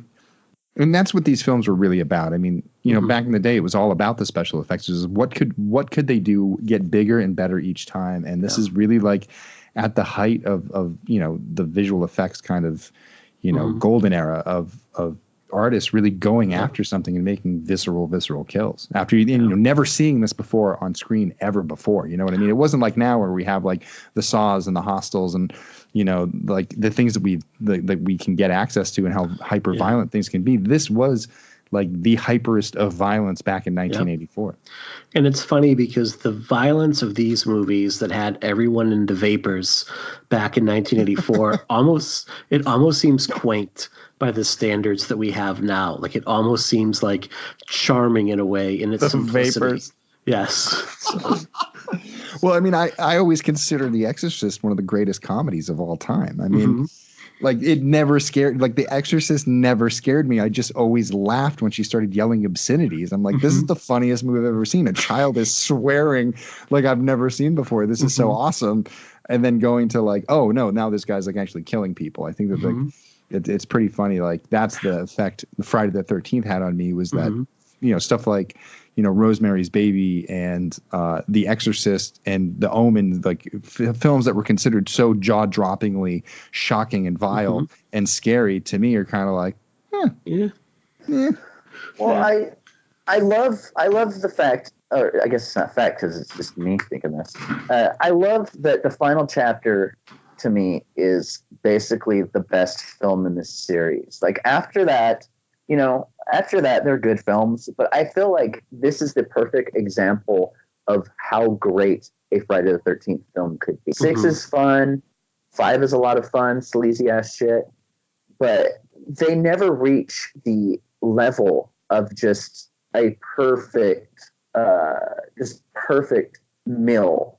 You know what I mean? Like there's so many ingredients in the final chapter that they all work together just to create this perfect slasher.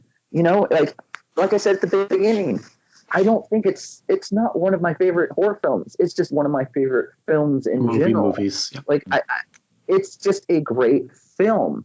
And though the future films are fun to watch, some of them, but like I feel like this is like I said, the perfect example of what it could have been. And another thing, like I posted on Twitter a couple of days again about the whole legal thing that's going on with the Friday the 13th stuff, and people were saying, well, they would argue that they're not excited for more. But I feel like they don't understand. A lot of people don't understand that, like, people like us, these are our stories. These are the things that we grew up loving. And you know what? Fuck yeah. Give me 24 more of them. Give me 24 more of them. Have them be at a camp.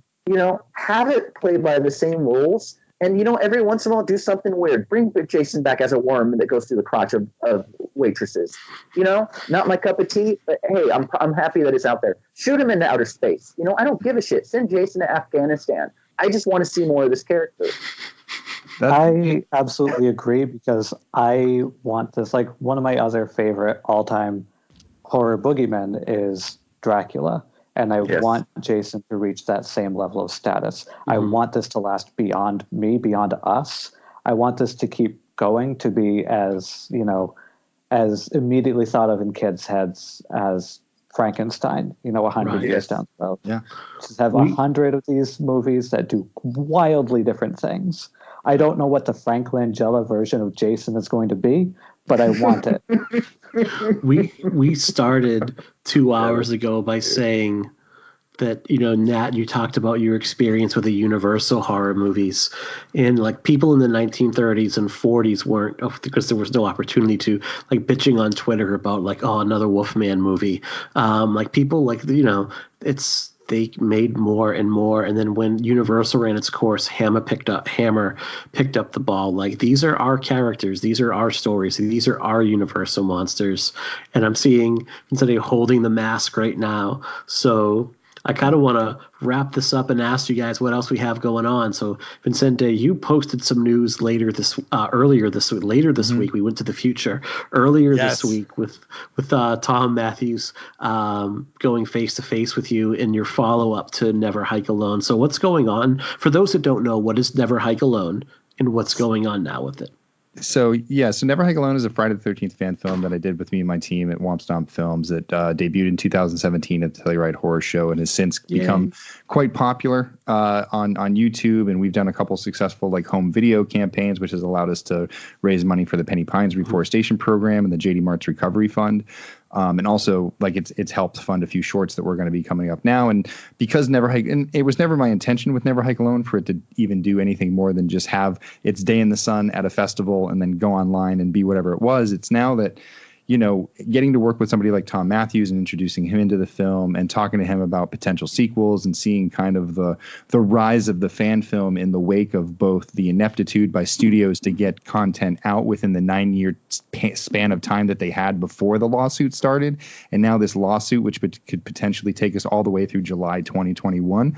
You're seeing several fan filmmakers step up to the plate now in the wake of Never Hike Alone, saying, well, if the studios aren't going to give us the stories we want, or they're not going to sit down and settle this, then we're going to make up our own. And what you're getting is less of, oh, how do we reinvent the wheel with Friday the 13th? Maybe we should bring Elias in and have them live together in the camp, and we'll have Jason show up on page 72, or, some of the other things that they were throwing around that never got made. And now you're having fans kind of attack and do things that we've always wanted to see. So Never Hike Alone kind of took its own thing. You're seeing stuff like Jason Rising and Voorhees and a couple other films kind of coming out, taking different examples. And one of the things I always pitched was like, I'd love to see a Netflix series where instead of seeing one film that comes out, I'd rather see 8 low budget style Fridays that are just concentrated on like Jason Escapes New York, Jason X2, Jason in Hell, just this like nice smattering of like the variety of the series, because fans are like, it's like a piece of pizza with 8 different slices, or like in this, for instance, like 12 different slices, and everybody likes a specific slice of pizza, some more than others.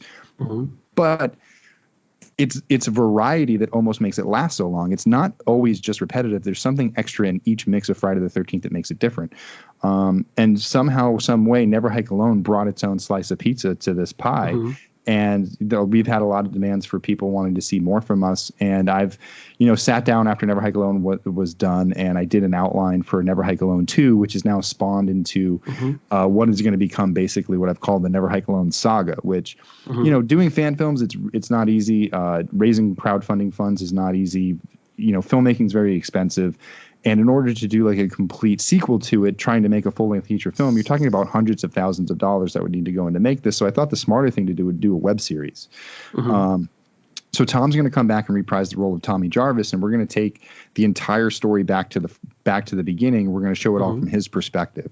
How he discovered Kyle, what happens after Kyle and Tommy discover each other and face Jason that night and drive into town. How does the story continue?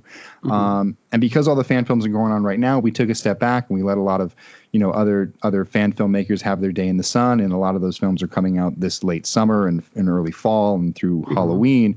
And we figured the best thing to do is launch our idea for Indiegogo and tell everybody what we're up to in the fall. And so Tom's coming back. We also have multiple other alumni which have signed on, which we'll announce in the fall. And the idea is to film in the spring of 2020 and start releasing them all next year. Well, we want to make sure we can help promote that Indiegogo, so definitely keep us in the loop. I really like what you said. Someone had posted online when the trailer for Vengeance posted on some Friday forums. I think someone said, and I don't think they meant to be mean by it. They were just like, well, it'll never be as good as Never Hike Alone. And I think you stepped up and said, like, look, it's not about being as good as or better than. It's about all of these storytellers getting their day in the sun and getting to tell like their take of the character. And I kind of like, what I love about the horror community is that key word is community, where there are so many different stories that you can tell with these characters. And I just really liked your kind of perspective on that. Yeah, because it is. I mean, it's ultimately the next Netflix series I've always wanted to see. It's all these different perspectives. Like I'm doing some consulting work on another one called Jason Rising right now. So, and we're talking about the final chapter. And what I love about Jason Rising, it is supposed to be like Halloween 2018, where it's lopping off the rest of the series post final chapter and picking up like the night of what did they do after with Jason's body, and what happens if, it didn't take that other perspective, it took another. Sure. And something really interesting. So if you had pitched that to Warner Brothers and said like, listen, we're going to do a retcon to part 4 and we're going to do all these very specific things, they'd be like, what are you talking about? Like most of the general public doesn't know what the hell you're saying. But because Friday the 13th is such a tight-knit community in there, it's big enough to support its own content. And that's kind of what I was trying to say with that message is that fans are supporting fans. There's enough of us that if we all throw in $20, we're going to get a 40 to 60 to 90 minute film out of it. These fan films are raising upwards of $50,000 and have the potential to raise more. I know that when Never Hike Alone hits its next Indiegogo run, we have a potential to hit somewhere between $100,000 and $150,000, without really having to put in much effort because of the reaction by fans taking care of the film. And the popularity of the film wasn't because we took out like an ad in Variety like Sean Cunningham. It's literally been word of mouth passing it along. And every now and then like a Bloody Disgusting or, Friday the 13th franchise.com or a Dread Central or somebody else will pop up and post something about us or what we're kind of up to, and it will up our plays. But it's really been this grassroots thing. And it's great because in the wake of the owners and the rights holders and the creators of the film not being able to agree and create new content, fans are stepping up and filling that void. And it's going to be interesting to see at the end of this now, what was it, 2009? We're going to look at like a 12, 13-year span where no films are made, where fans stepped up and made stuff.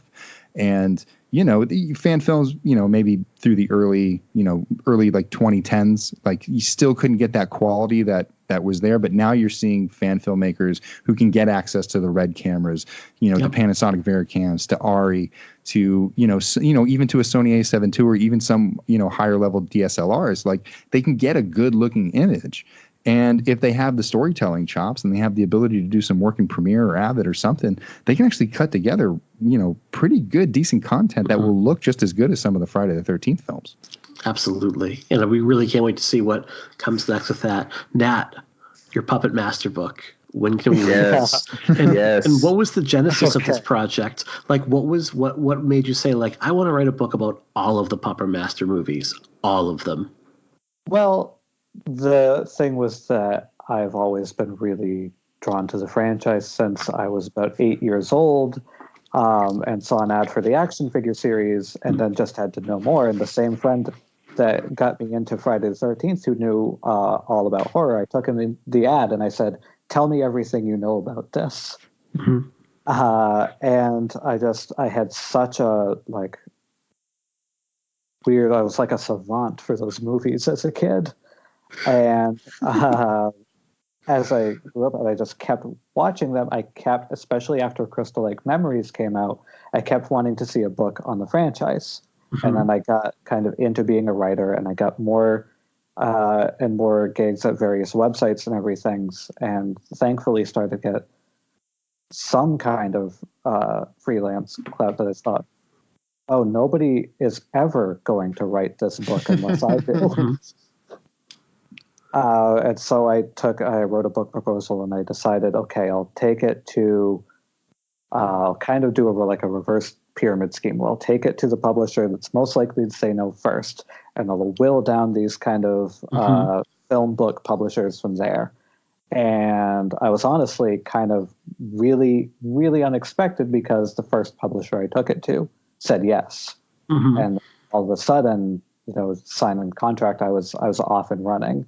So it's been a lot of work to try and negotiate schedules, to interview people who have worked on movies, but also provide, it's not structured like Crystal Lake Memories. It's not an oral history. There's a lot of analysis. There's a lot of history behind the movies, things that happened on various films. There's a lot of questions that I know fans have always wanted to have addressed. And I also, the approach I really wanted to take with this book, to set this book apart from other books on horror franchises, is that I feel like Puppet Master isn't just the movies, especially when you're looking at Charlie Band and Full Moon. Puppet Master is the marketing. The marketing is 50% of that brand. Mm-hmm. And, so the book also goes in depth on covering the comics and the toy series and all the other things that kind of happened to keep this franchise alive over time. Mm-hmm. Yeah, I can't wait for that. When can we see this book? Like, what is the rough estimate? Is there a release date yet? Or it's tough for me to say, because I still haven't. I'm still wrapping it up now to then turn it in, and after I deliver it, I'll get probably a better estimate. But I would hopefully say, because the way the publisher works, they want everything as done as possible before I even turn it in. That hopefully would be by the end of this year, early next year. I'd hopefully be able to see it out. And what else do we have in the works right now? Like, are there any articles for Dread or Bloody or Wicked Horror? I know Diabolique is a very more upscale look at horror. There's a lot coming out. I have a couple of articles for Bloody on the horizon. I have a lot more stuff for Wicked Horror. I've done a column for a few years at Wicked Horror called Script to Pieces, where every couple weeks I go in depth on a movie that never happened, to kind of go over the history of a film that kind of never got made. And this month, I'll be making my debut, I believe, in Delirium, with issue number 20 of Delirium magazine that hits. Oh, that's awesome. I have nothing but great things to say about writing for Delirium. I love writing for them. They're great. Excellent. So I cannot say thank you enough for you guys, not only for coming on tonight, but for sticking through us with this marathon session and having this energy the whole time. Like, I really appreciate it. And definitely want to have both of you guys on again. Jerry, what do we have coming up next week? What's next? Because this is the final chapter, so we're done Friday the 13th. This is it. It's the final chapter. Yeah. Well, I mean, obviously after this, we're quitting the series. No, I'm just kidding. Next week we have part 5 with Michael Verardi, and I don't know if we're supposed to announce guests, but after that we have Jason Elizabeth, AJ Bowen. So a lot of fun things. We have some news that hopefully we can announce next week as far as guests from the films themselves. We will see. We're very excited to do this. After this, we have a lot of really neat and fun plans. So thank you. Michael Varrati wrote one of my favorite comic monologues in a movie in Sins of Dracula, directed by Richard Griffin out of Providence. It's an absolutely brilliantly funny scene. It's a great B movie. I would encourage anyone to seek it out. He's such a fantastic writer, and his scripts are hilarious and they just crack with energy. So it'll be great to have him on. I want to, on behalf of Jerry, I want to thank everybody who's listened to our show so far. The reaction we have gotten from our listeners has been just so overwhelmingly positive. It's actually a little bit embarrassing. I'm like, no, we're not that good. Come on, we're good, but we're not that good. Yeah, but I've been sending them all texts to say nice things. So excellent. I'm just waiting for someone to tweet about them bouncing. Yeah. Yeah, and when I need to, I just call my mom to come back down a little bit, and she'll tell me everything I'm doing wrong at that point. No, my mom's awesome. I should not say that. Yeah. But the listeners have been incredible. Please follow us on Pod and Pendulum and Twitter. Wherever you're getting your podcast from, what really helps us out, if you're enjoying the show, leave us a review on iTunes, on Stitcher, on TuneIn, wherever you're getting podcasts. It definitely helps us out a lot. We're going to have some giveaways on Twitter very soon as well, but the reaction has been just so positive, and we're really happy to bring these shows to you. And also, I love the podcast community that we're kind of working with as well. And I'm really interested to hear what I know another show that I really enjoy is Spinsters of Horror. The two young women that are doing that show have their Friday the 13th episode coming up, and I really can't wait to hear their take on it, especially after hearing their first Buffy episode as well. It's a show that's near and dear to my heart, and they just did 2 hours on the first 3 seasons, which was just an absolute must listen. Kill by Kill has been great to us overall, and just we've just heard so many great shows and kind of interact with a lot of people. So to our listeners, thank you so much. Thanks for putting up with me. I am punch drunk tired at this point and can hear myself rambling on. So I am going to sign off, and we'll be back next week with part 5 and then some really exciting stuff.